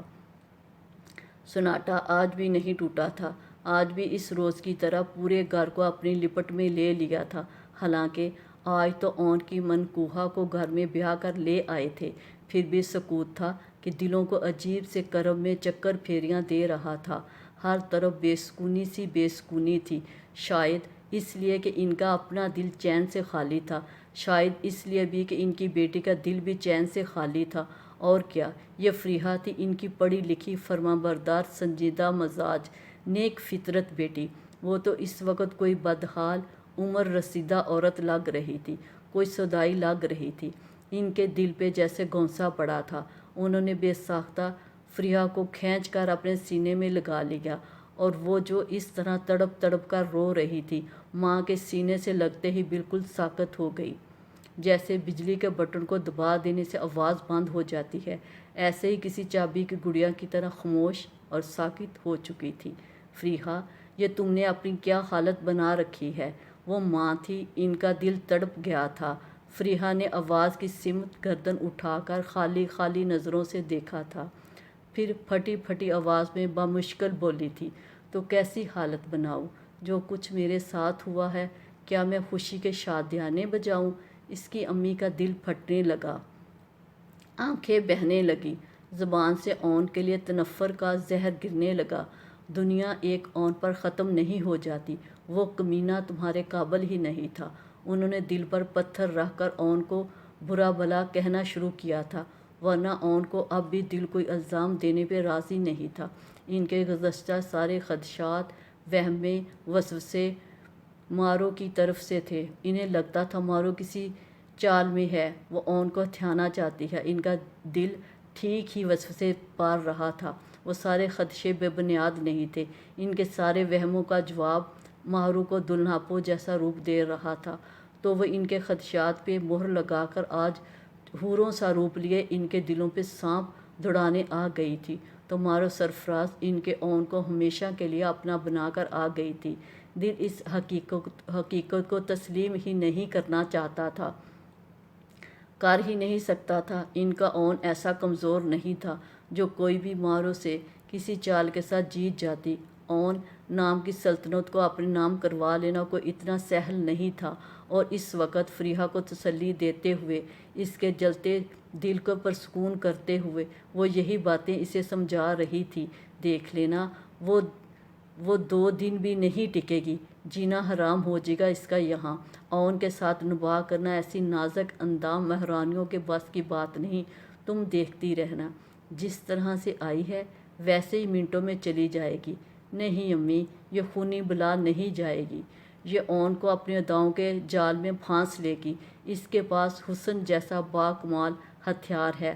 فریحہ نے ہونٹ کاٹتے ہوئے اذیت سے کہا، اون ایسا کچا نہیں، یہ تو بھائی جی نے اسے بے بس کر دیا تھا، وہ تو کبھی نہ مانتا۔ بھائی جی اور تمہارے ابا کو جانے کیا کیا بتا کر ان کے دماغ سن کر دیے تھے، وہ کچھ سنتے ہی نہیں تھے۔ کہتے یا اون کو مار ڈالیں گے یا خود کو، ورنہ نکاح کے لیے حامی بھرے۔ انہوں نے پھر سے زخم ادھیڑنے والا ذکر چھیڑ لیا تھا۔ جو ہونا تھا وہ ہو گیا، ماہرو کی پلاننگ تو کامیاب ہو گئی، وہ اون کو پانا چاہتی تھی، بس پا لیا۔ فریحہ کے دل پر آرے سے چل پڑے تھے، زندگی کا اختتام تو نہیں ہو گیا نا؟ تمہارا دل توڑنے والوں کو سزا ضرور ملے گی، تم دیکھ لینا۔ عملی زندگی میں آ کر کیسے عشق کا بھوت اترتا ہے۔ ایسی منحوس آئی ہے جس نے ہمارے گھر کی خوشیوں کو تباہ کر دیا ہے۔ فریحہ کی امی نے زہر خند لہجے میں کہا، میرا دل اسی لیے گھبراتا تھا، یہ خدشے بے بنیاد نہیں تھے امی۔ دیکھا نا، مارو نے میرا دل اجاڑ دیا، مجھے برباد کر دیا، اور خود اون پر قبضہ جما کر بیٹھ گئی۔ فریحہ ایک مرتبہ پھر پھوٹ پھوٹ کر رونے لگی تھی۔ میں تو کہتی تھی اس چڑیل سے دور رہو، اس کے سائے سے بھی دور رہا کرو، اس نے پشت میں خنجر کھونپ دیا نا۔ فریحہ کی امی کو نہ جانے کیا کچھ نہیں یاد آ گیا تھا۔ میں نے تو نمبر بھی بند کر دیا تھا، تعلق بھی توڑ لیا تھا، پھر بھی میری بدقسمتی بن کر سامنے آ گئی۔ فریحہ گٹ گٹ کر رونے لگی تھی۔ یہ رونا تو اب اس کے لیے ہمیشہ ہمیشہ کے لیے تھا۔ رات تیسرے پہر میں داخل ہو رہی تھی۔ کھڑکی کے باہر لٹکی بیلوں سے موتیوں اور چنبیلی کی خوشبو آ رہی تھی، انتہائی معطر، خوبصورت اور حسین۔ روم میں اتر جانے والی مہک نے پورے روم کو مہکا دیا تھا۔ رات کی رانی کا سحر سر چڑھ کر بول رہا تھا، اور وہ اس وقت جہازی سائز بیڈ کے قرون سے ٹیک لگائے آنے والے سندر وقت کی آہٹوں کو سن رہی تھی۔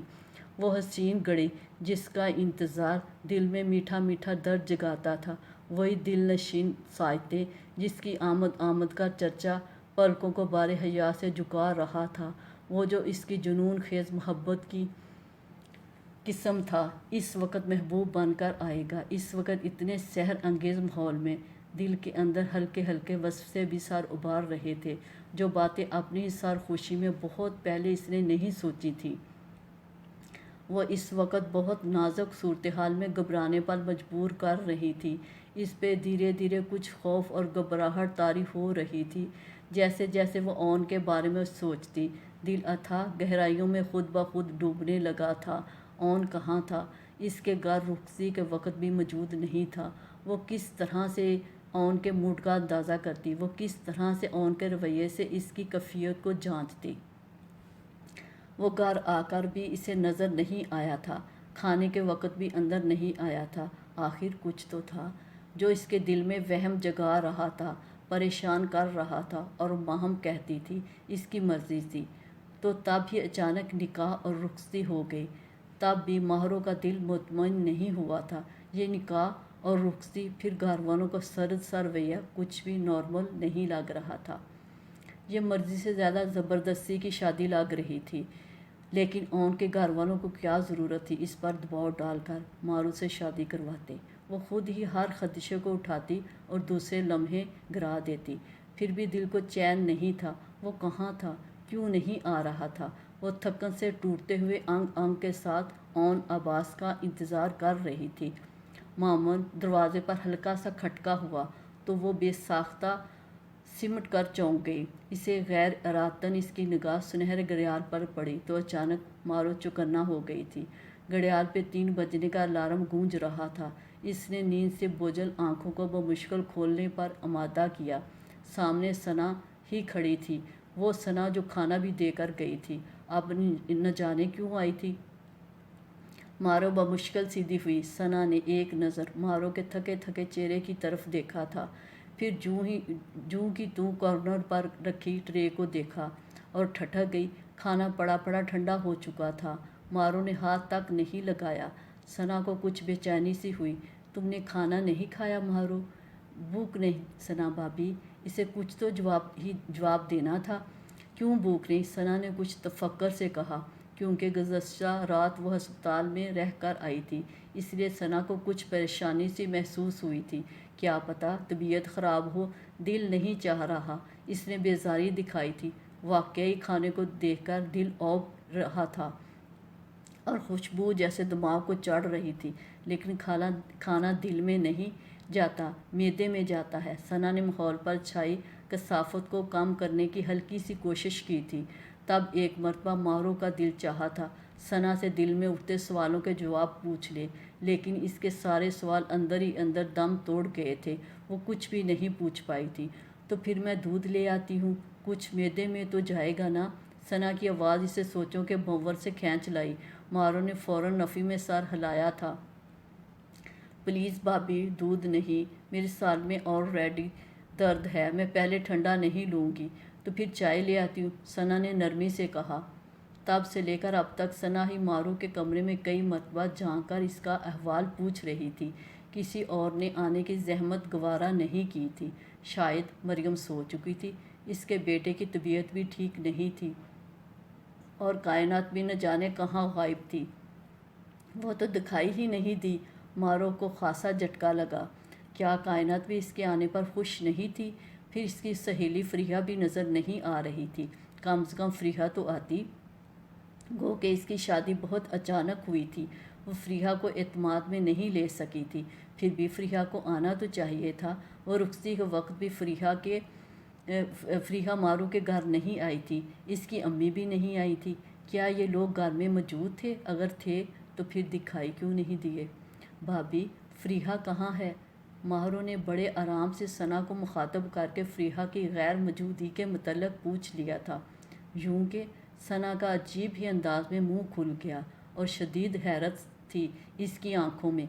क्या ये मारू मजाक के मूड में थी, या फिर फ़रीहा पर तंज कर रही थी, या फ़रीहा को जलाना मकसूद था? ज़ाहिर है फ़रीहा की जगह इसकी सेज पर कब्ज़ा जमा कर बैठी थी और फ़रीहा के मतलब استفسار کر رہی تھی۔ کیسی حیران کن بات تھی! اس وقت تو فریحہ سو چکی ہوگی۔ ثنا نے ذرا مبہم سا جواب دیا تھا۔ لیکن دوپہر، سپہر، شام اور رات کو بھی نظر نہیں آئی۔ اس نے پھر سے سوال داغا تھا۔ کیا تب بھی سو رہی تھی؟ وہ عام لہجے میں لاپرواہی سے بولی۔ ثنا جیسے تعجب میں گم ہو گئی تھی۔ کیا مارو واقعی انجان تھی؟ وہ اس کا چہرہ کھوجتی رہی تھی، کچھ سوچتی رہی تھی۔ یہ کس طرح سے ممکن تھا کہ مارو انجان رہتی؟ کیا اسے اون نے نہیں بتایا؟ اور اون نے بھلا کیوں نہیں بتایا ہوگا؟ ایک طے ہوئی شادی اچانک ٹوٹی تھی اور مارو کی وجہ سے ٹوٹی تھی، اور مارو اس طرح انجان پن اور بول پن سے پوچھ رہی تھی جیسے کچھ اتا پتہ ہی نہ ہو۔ ثنا دل ہی دل میں مارو کی لاجواب ایکٹنگ کی قائل ہو گئی۔ میں تو سوچ رہی تھی فریحہ سے لمبی گپ شپ لگاؤں گی اور اسے یہ بھی بتاؤں گی کہ اس قدر اچانک یہ سب کیسے ہوا۔ فریحہ تو مجھ سے ناراض ہوگی، میں نے اسے کچھ بتایا جو نہیں۔ ایکچولی فریحہ سے رابطہ ہی نہیں ہو سکا۔ مارو نے مزید اپنی صفائی دینے کی کوشش کی تھی، حالانکہ اس کی ضرورت نہیں تھی۔ فریحہ کیسے آ سکتی ہے؟ وہ تو ابھی تک سوگ میں ہے، سوگوار ہے بیچاری۔ اس کے ساتھ کیا کچھ کم ہوا ہے؟ اسے تو سنبھلنے میں بڑا وقت لگے گا۔ ثنا نے اچانک بول کر اسے سوچوں کے گہرے سمندر سے نکال لیا تھا۔ گو کہ ثنا کا لہجہ طنزیہ نہیں تھا، نہ وہ طنز کر رہی تھی، نہ اس کے الفاظ ایسے تھے جو برے لگتے۔ ثنا نے خاصے محتاط لفظوں کا چناؤ کیا تھا، کیونکہ مارو کے ساتھ اس کا رشتہ بہت نازک ہو چکا تھا۔ وہ ایسا کچھ نہیں بولنا چاہتی تھی جو مارو کو برا لگتا، یا پھر وہ اون کو پہلی ہی رات شکایتاً بتا دیتی اور ثنا کا امپریشن نئی نئی امیر ترین دیورانی پہ برا پڑتا۔ بہرحال فریحہ سے لاکھ ہمدردی سہی۔ وہ اپنی سسرال میں کھڑی تھی اور خاصے اکھڑ مزاج دیور کی ناراضی مول نہیں لے سکتی تھی۔ اس کی سوگواریت یا پریشانی کی وجہ کیا ہے؟ آپ کے مارو نے خاصی سنجیدگی بھرے تفکر سے پوچھا تھا۔ اون اپنی شادی توڑ کر مہندی کے پنڈال سے سیدھا نکاح کر کے واپس لوٹا تھا، اور یہ محترمہ جانتی تک نہیں تھی کہ فریحہ کے ساتھ کیا ہوا۔ حد ہے، حد تھی۔ فریحہ کی شادی ٹوٹی ہے، اس کے خواب ٹوٹے ہیں۔ جس بارات کا اسے انتظار تھا وہ آئی ہی نہیں۔ تو کیا وہ شادیانے بجائے؟ بالآخر ثنا نے دھیمی مگر طنزیہ آواز میں مارو کے سارے طبق روشن کر دیے تھے۔ وہ دلہاپے کا روپ بلا کر ایسی ہکا بکا ہوئی کہ اپنی جگہ سے پوری کی پوری اٹھ کھڑی ہوئی، کیونکہ شوق ہی ایسا تھا۔ فریحہ کی شادی ٹوٹ گئی؟ کیا اس کی شادی ہو رہی تھی؟ اور مجھے بتایا بھی نہیں، انوائٹ تک نہیں کیا۔ ہماری یکجان دو قلب والی دوستی نہ سہی، تاہم فرینڈشپ تو ضرور تھی۔ اس نے مجھے اطلاع بھی نہیں دی۔ پہلی مرتبہ مارو کی آواز میں کچھ خفگی اور شوق والی کیفیت نمایاں ہوئی تھی۔ اسے شدید دکھ ہوا۔ کیا فریحہ نے اسے اپنی خوشی میں بلانے کے قابل بھی نہیں سمجھا تھا؟ افسوس ہی افسوس تھا۔ ادھر ثنا خود بھی انتہائی تعجب کے عالم میں اپنی جگہ سے کھڑی ہو گئی تھی۔ اسے مارو کی حیرت، شوق اور خفگی اب کی دفعہ کوئی اداکاری نہیں لگی تھی۔ تو کیا مارو واقعہ ہی انجان تھی؟ لیکن وہ انجان کیسے ہو سکتی تھی؟ ثنا کا دماغ تو اس گورکھ دھندے میں الجھ کر بالکل معاف ہو گیا تھا، کیونکہ دکھلاوا کم از کم اس قدر شفاف نہیں ہوتا۔ اس میں کچھ نہ کچھ ایسا ضرور ہوتا ہے جو چونکا دیتا ہے، اور ایسا دقیق ڈھوکو سلا کرنا آسان بھی نہیں۔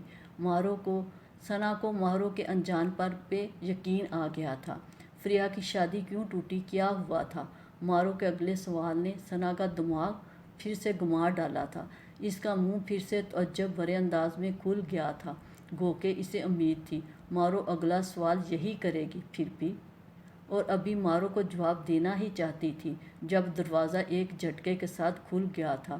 ثنا گھبرا کر اپنی جگہ سے کھڑی ہوئی تھی۔ رات کی سیاہی سپیدی صبح میں نہیں ڈال رہی تھی، یوں لگتا تھا رات تھی جو آج ٹھہر سی گئی ہے۔ یوں ہی بے سبب زندگی سویر پہ شام غالب آ گئی تھی۔ ہر طرف ویرانی، سیاہی اور اندھیرا تھا جو ڈلتا ہی نہیں تھا۔ زندگی میں اچانک موڑ آتے ہیں، پھر بھی ذہن و دل قبول نہیں کرتے۔ ہر حادثے کے بعد کی صورتحال کو بھی قبول کر لیا جاتا ہے، لیکن کچھ موڑ اور حادثے اس طرح بھی آتے ہیں جو برسوں ذہن و دل کی تختی سے مٹ نہیں سکتے۔ खुरचना चाहो तब भी नहीं, बुलाना चाहो तब भी नहीं। ओन अब्बास की ज़िंदगी में भी अचानक एक मोड़ आया था जो ज़ोरदार हादसे का सबब बना था, और इस हादसे में ओन अब्बास का बड़ा नुकसान हो गया था। इसने बहुत कुछ खो दिया था। अमूमन हादसे बड़े भीकनाक होते हैं जो ज़िंदगी की कैद तक से आज़ाद कर डालते हैं, लेकिन ओन की ज़िंदगी का हादसा बस यहाँ तक महदूद नहीं था। वो इस हादसे में ज़िंदगी की हद तक बच गया था, लेकिन बाकी सब कुछ इसका लुट चुका था, ख़त्म हो गया था। इसने अपने माँ बाप के एतबार को खोया था, अपने भाइयों के एतमाद को खोया था, अपने वक़ार, इज़्ज़त, अना और करदार को खोया था। इसने बड़ी गहरी ज़रब खाई थी, बड़ी ज़िल्लत उठाई थी, हर आँख की नफ़रत बर्दाश्त की थी, अपनों की बेगानगी का मज़ा चखा था। जब वो लोग इसे बेयकीन निगाहों से देखते तो ओन का दिल चाहता वो हर चीज़ को तहस नहस कर दे। जब वो लोग बेएतबारी का मुजाहरा करते, इस पर यकीन ना करते, इसे झूठा, ढोंगी और मुनाफिक समझते, इस पर कभी एतबार ना करने का ऐलान करते, तब पूरे का पूरा ओन अब्बास कंगाल हो चुका था। तो इसका दिल चाहता हर शय को ठोकरों से उड़ा दे, तबाह कर दे। कोई 2 घड़ी इसके पास खड़ा रहना भी गवारा नहीं करता था, जैसे वो कोई अछूत हो।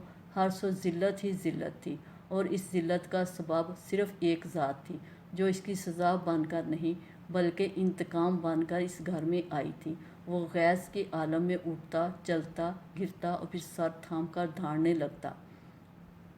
ये इसके इंतहाई डिप्रेस्ड होने को ज़ाहिर करता था। मामन दरवाज़े की चरचराहट के साथ ही लकड़ी के बारी पट खुले और बंद हुए थे। ओन ने लहूरंग खूनी आंखों को उठाकर देखना गवारा नहीं किया था। कोई दबे कदमों इसकी पुश्त के करीब आ गया। वो आने वाले की गहरी अफसुर्दा सांसों से ही समझ गया था कि कौन इसके पीछे खड़ा है। ताई ने दिल में उठती अजियत की लहर को दबाकर हाथ में पकड़ा गिलास मेज़ पे रखा था। फिर वो इसके करीब ही दीवान पे बैठ गई थी। माँ को देखकर सीधा होना ही पड़ा था। ओन, तुमने खाना नहीं खाया, ना कल शाम, ना सुबह, ना दोपहर, और अभी देखो अगली सवेर भी आ रही है। बेटा, ये दूध तो पी लो। ताई की आवाज़ में साबका किसी बात का शाइबा तक नहीं था। वो बस चाहती थी कम से कम इनके सामने ओन ठीक रवैया रखे। जब मूड हुआ खा लूँगा, किसी को तकलीफ़ नहीं दूँगा। ओन मेरी जान, इधर देखो, मेरा क्या कसूर है, मुझसे क्यों नाराज़ हो? ताई ने दोनों हाथों के प्याले में इसका सुर्ख करब अजियत के तासरात से सजा चेहरा थाम कर अजियत भरे लहजे में कहा था। तब ओन कुछ बेचैन हो गया था। मैंने कब आपसे कुछ कहा? जो मेरे साथ इन लोगों ने किया, इसमें आपका क्या कसूर? मुझे इस बात पर दुख है कि किसी ने मेरी बात नहीं समझी, किसी ने मुझ पर यकीन नहीं किया कि माहरू ने अपने मुकाम से गिरकर अब्बू को वर्गलाया और मुझे सारे ज़माने में बदनाम कर दिया। तकलीफ़ मुझे अब्बू की बेएतबारी की है। क्या अब्बू मुझे नहीं जानते थे? मैंने कब इनका सर झुकाया था? अगर माजी में मेरा कोई शर्मनाक किस्सा अब्बू तक पहुंचा होता, तब तो वो इतबार ही कर लेते कि मैं ऐसा वैसा हूँ और मुझसे हर बुरे फ़ेल की तवक्को की जा सकती है। लेकिन जब मेरा माजी शफाफ था तो हाल अचानक इतना बुरा और बदनुमा कैसे हो सकता था? वो जैसे गंगा में नहाई समझ कर आप ब्याह लाए हैं, इस पे भी मुझे अफसोस नहीं, क्योंकि वो अपने मुकाम से गिरा हुआ हर काम कर सकती है। ये इन लोगों की सोसाइटी में फ़ैशन है, लेकिन मैं इसकी चालबाजियों और गंदे लाइफस्टाइल के चुंगल में नहीं आऊँगा। मैं इस औरत को कभी माफ़ नहीं करूँगा। मैं इस औरत से बड़ा सख्त किस्म का इंतकाम लूँगा। अब्बू ने इसे इज़्ज़तदार तरीके से घर लाकर मुझे सज़ा नहीं दी, बल्कि मुझे मेरा इंतकाम पूरा करने का बेहतरीन मौका फ़राहम किया है। मैं इसे ऐसी सज़ा दूँगा कि उम्र भर याद करेगी। जो कुछ मैंने खोया है, इस औरत को भी खोना पड़ेगा। इसके धीमे सुलगते लहजे में ज़ख्मी सांप सी फनकार थी। ताई का दिल जैसे धक से रह गया था। ओन तो पागल हो चुका है। हम ख़ानदानी लोग हैं, हमारे यहाँ बहू, बेटियों और बीवियों की कदर इज़्ज़त की जाती है, और तुम? इनका दिल फड़फड़ाने लगा था। ओन के इरादे तो इंतहाई ख़तरनाक लग रहे थे। आखिर वो मारू के साथ क्या करने वाला है? नहीं ओन, हरगज़ नहीं। तुम ऐसा कुछ नहीं करोगे। जो हो गया इसे भूल जाओ। या बुलाने की कोशिश करो। तुम अपने बाप को जानते नहीं हो। इस लड़की के साथ अगर कुछ बुरा किया तो फिर से घर में जंग का तबल बज जाएगा। क्या खबर, अंदर अपने कमरे में जाता तो कुछ मिजाज में तब्दीली आ जाती। मारू को देखकर शायद हवासों पे चढ़ी गर्मी उतर जाती। चाहे वो किसी भी साजिश के ज़रिए आई थी, अब आ तो चुकी थी। इनकी बहू थी, घर की इज्जत थी। उन्होंने मारू के लिए अपने दिल में थोड़ी जगह बना ली थी और इन्हें लगता था मारू की मोहनी सूरत देखकर औन भी पिघल जाएगा। आज ना सही कल तक इसका गुस्सा उतर जाएगा। लेकिन फ़िलहाल इन्हें औन को बहला फुसला कर मारू के पास भेजना था। वो बेचारी थकी हारी जाने कब से इसकी राह देख रही थी। ताई खुद भी एक माँ थी। इनका जल्दी दिल सिज गया था और वो चाहती थी औन अपने कमरे में जाए, आराम करे, ठंडे दिल से सोचे जो होता है अच्छे के लिए होता है। क्या खबर इसी में बेहतरी हो। वो हमेशा मस्बत रुख पे सोचती थी, इसीलिए मुतमईन रहती थी। जो कुछ हुआ था वो वाकई नाकाबिले कबूल था। दिलो दिमाग को ही नहीं, ज़िंदगी को भी झंझोड़ चुका था। लेकिन अब गुजरे बुरे वक्त पे रोने और मातम करने से बेहतर था आने वाले वक्त को अच्छा बना लिया जाता। लेकिन ये बातें औन को समझाना इंतहाई कठिन था। औन, उठो, अपने कमरे में जाओ। देखो बेटा, जो घर में गिने चुने मेहमान रह गए हैं, इन्हें बातें बनाने का मौका मत दो। वो क्या सोचेंगे। फ्रिया को ठुकरा कर अपनी मनपसंद दुल्हन डंके की चोट पे लाया है और इसे भी देखना गवारा नहीं कर रहा। क्या इसी में खराबी है। ऐसे फजूल तबसरों से बचने के लिए ज़रूरी है अपने कमरे में जाकर आराम करो। देखो, दुल्हन से अच्छी तरह बात कर लेना। बेटा, मेरी मजबूरी समझो। अब मैं मज़ीद मारू की वजह से तुम दोनों बाप बेटे में दूरियां नहीं देख सकती और वो मारू के लिए बहुत हसास हो रहे हैं। ताई ने निगाह चुराकर जैसे इल्तिजा की थी। जाहिर है इनके बेटों ने मारू के साथ ज़्यादती की है, इसको बेइज्जत किया है, वो अगवा करने के लिए इसके घर धावा बोला है। वो इनकी नज़रों में मासूम है, मजलूम है। वो क्यों ना हसास होंगे। इसने मारे गुस्से और तनफ़्फ़ुर से दूध का गिलास उठाकर दीवार पर दे मारा था। फिर तन फन करता हाल कमरे से निकल गया। इसके जारखाना कदमों की दमक इस कमरे की तरफ जाती सुनाई दी थी जिस कमरे में डंके की चोट पे आई मारो सरफराज थी। ताई ने खौफ के मारे फड़फड़ाते दिल पे हाथ रखकर बेसाख्ता मारू की सलामती के लिए दुआई खैर की थी। और फिर वक्त के बजते घुंघरों पे बल आखिर सकूत तारी हो गया। सहरा में बादे सबा चल पड़ी थी। कुछ देर पहले का घुटन बड़ा समा टूट गया था जिसका अख्ताम हो गया था। वह दीवाने आम से निकल पड़ा था। इसके कदमों का रुख मारू के कमरे की तरफ था। वो इसे तसव्वुर की आंख से देख रही थी और इसका दिल एक एक कदम पे ऐलान कर रहा था। इसकी मशकबार पलकों पे हया का बोझ पड़ा था। वह झुककर गुलाबी रखसारों को सलाम पेश करने लगी। वो करीब आ रहा था, करीब आ चुका था। दरवाज़ा खुला और फिर बंद हो गया। इसके कदमों की चाप मारू का दिल सुन हो रहा था। इसके एक एक कदम को मारू का दिल गिन रहा था। फिर जब वो नपे तुले कदम उठाता इसके करीब आया, तब लम्हा भर के लिए मारू का दिल रुक सा गया था। इसकी हथेलियाँ पसीने से तर-बतर थी। वो कैसे पेश आएगा, वो क्या करेगा। और मारू को अपने घर में एक ही रात के अंदर ढेर सारी बेजारी नफ़रत के बावजूद लेकर आने की क्या तुझी पेश करेगा। क्या इसका दिल पलट गया। वो अचानक दिल की ज़मीन पर उग आने वाली मोहब्बत का हरफ हरफ सुनाएगा। मारू सरफराज ने अंधाधुंध चलते हुए बेख्याली और आलम जुनून में मोहब्बत की एक फसल काश्त की थी। आज इस फसल और गुलशन का हकीकी मालिक आ गया था अपने प्यार की बरसात में गूंचा गूंचा बगोने। इसका झुका सर फिर उठ ना सका क्योंकि औन अब्बास इसके सर पे खड़ा था।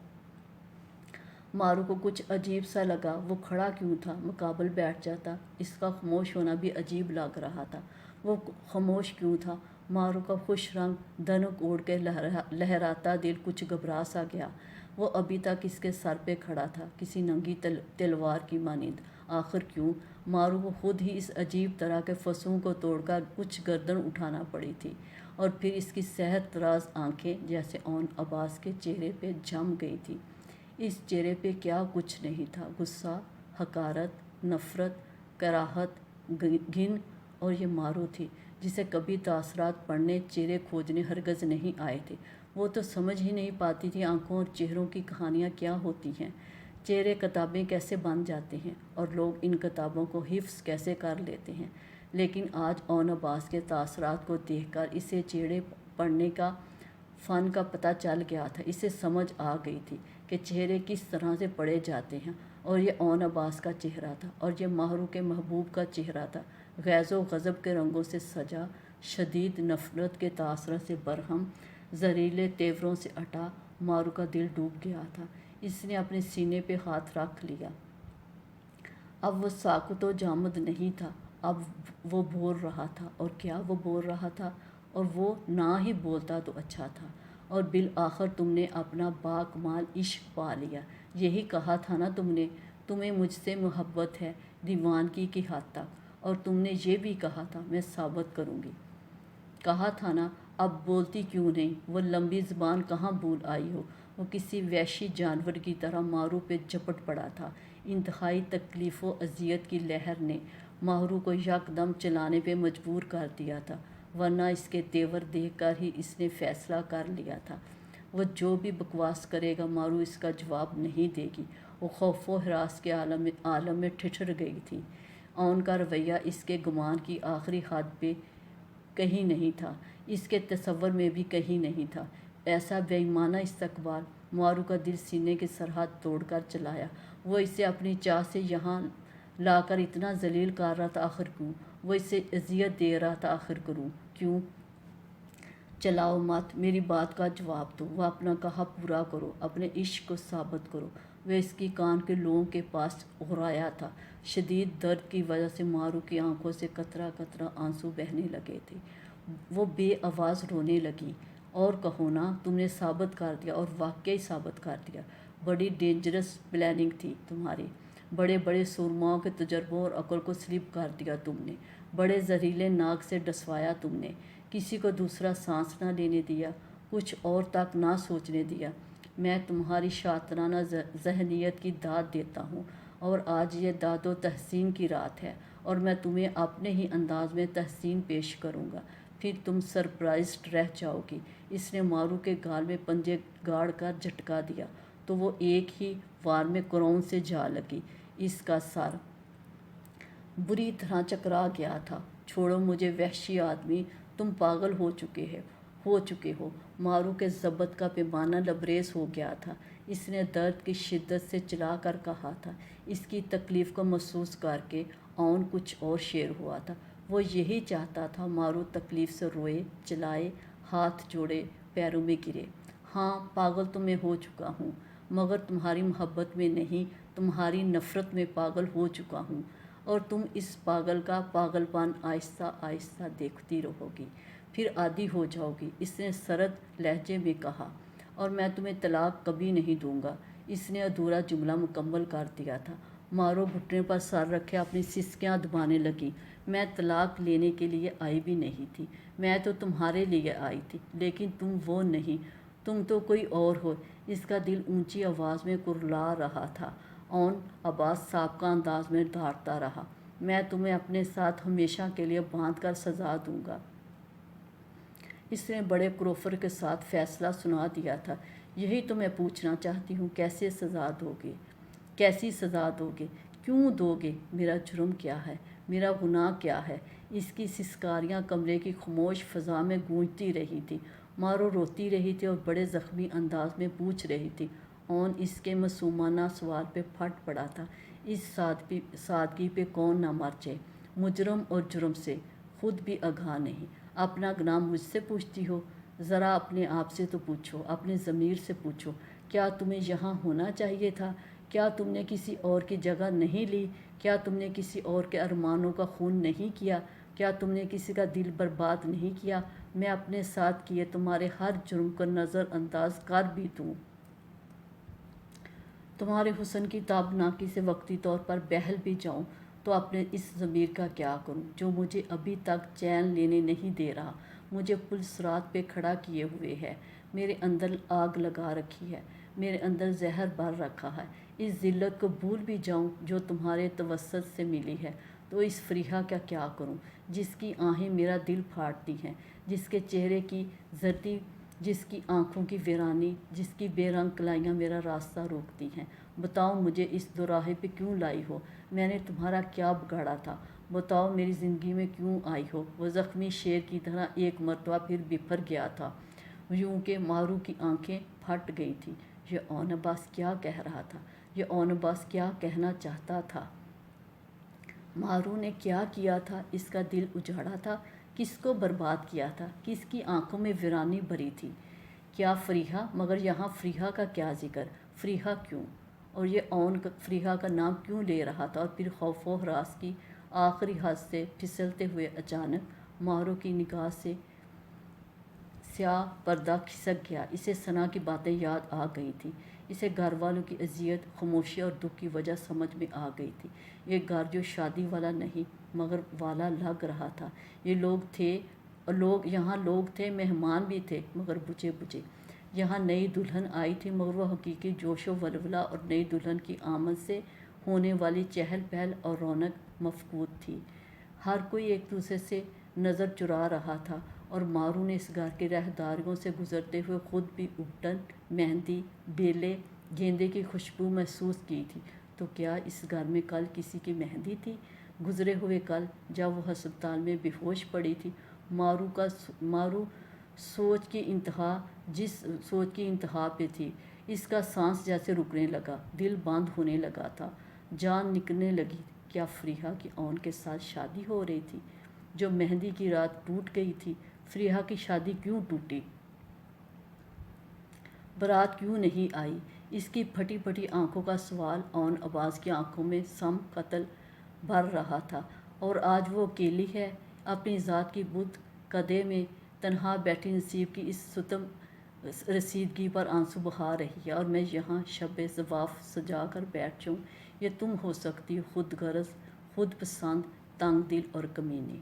اور یہ تم ہی ہو سکتی ہو، شاطرانہ چالیں چلانے والی، کسی اور کے حق کو چھیننے والی، اپنا آپ تشتری میں رکھ کر پیش کرنے والی۔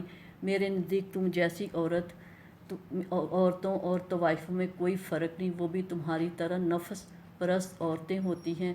اس نے مارو کے بالوں کو زوردار جھٹکا دے کر ایک مرتبہ پھر باتوں سے خنجر چلائے تھے، یوں کہ اس دفعہ مارو بھی خاموش نہیں رہ سکی تھی۔ جب بات کردار پہ آئی تو مارو بھی پوری جان سے چلائی، جسٹ شٹ اپ! تم کون ہوتے ہو مجھے طوائف بولنے والے، مجھے کریکٹرز کہنے والے؟ کیا تم عورتوں کے کریکٹر سرٹیفکیٹ پاس کرتے ہو؟ تم نے میرے ساتھ اتنا روڈ اینڈ ربش بیہیویئر رکھا، میں خاموش رہی۔ تم نے مجھے ٹارچر کیا، میں چپ رہی۔ تم نے مجھے بلا وجہ برا بھلا کہا، میں چپ رہی۔ اب کریکٹر کو گندا کہنا شروع کر دیا۔ کیا میری تھانوں میں تصویریں لگی ہیں یا میں نے فحاشی کے اڈے بنا رکھے ہیں؟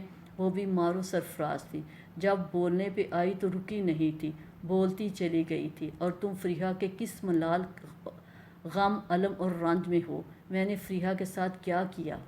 اگر فریحہ کی شادی تمہارے ساتھ نہیں ہو سکی تو اس میں میرا کیا قصور؟ میں نے تو نہیں رکوائی۔ وہ بھی دلہاپے کا روپ بلا کر پھٹی پھٹی آواز میں روتے ہوئے گھررائی تھی۔ پھر اب کون سی دلہن اور کون سا دلہاپا؟ مارو کا دل چاہ رہا تھا اپنا یہ حسین روپ خود بگاڑ ڈالے، اس زرتاز لباس کو آگ میں جھونک آئے۔ اب وہ اس کے ایک ایک لفظ کو سنتا رہا، تولتا رہا، پھر غضبناک ہو کر چیخ پڑا، واری بے خبری، واری چلاکی! تم نے نہیں رکوائی، اس معصومیت پہ ساری دنیا نہ مر جائے! بہت زہریلی ناخن ہو! جب تمہارا باپ سارے زمانے میں پرسے لیتا پھر رہا تھا، اپنی بیٹی کی عزت لٹنے پہ ڈنڈورا پیٹ رہا تھا، اور میرے باپ کو ساہوکاروں کے بازار سے گھسیٹ کر ہسپتال لے گیا، اور وہاں جو اس نے ماتم کیا، رونا ڈالا، پورے عالم میں اپنا اور ہمارا تماشا لگوایا، اس سارے ڈراپ سین کے بعد تم کیا سمجھتی ہو مجھ جیسے بد کردار اغوا کار اور غنڈے سے چچا اپنی بیٹی بیاہ سکتے تھے؟ یہ شادی تکمیل تک پہنچ سکتی تھی؟ قطعی نہیں۔ پھر یوں ہوا تمہاری تمناؤں کے عین مطابق شادی والا گھر مرگ میں بدل گیا، یوں لگا میرا ہی جنازہ اٹھ گیا ہو۔ ہر طرف رونا، آہیں، چیخیں، بکواس، طنزیہ باتیں، اور میرے باپ کا وہ جلال جو مجھے کبھی بھولتا ہی نہیں، کبھی بھولے گا بھی نہیں۔ زندگی کی آخری سانس تک یاد رہے گا۔ وہ بے اعتباری جو انہوں نے مجھ پہ، وہ تماچے جو انہوں نے مجھے مارے، میں تو ابھی وہ پہلا تماچا نہیں بھول سکا تھا جو پلازا کے دفتر میں مجھے میرے باپ نے مارا تھا۔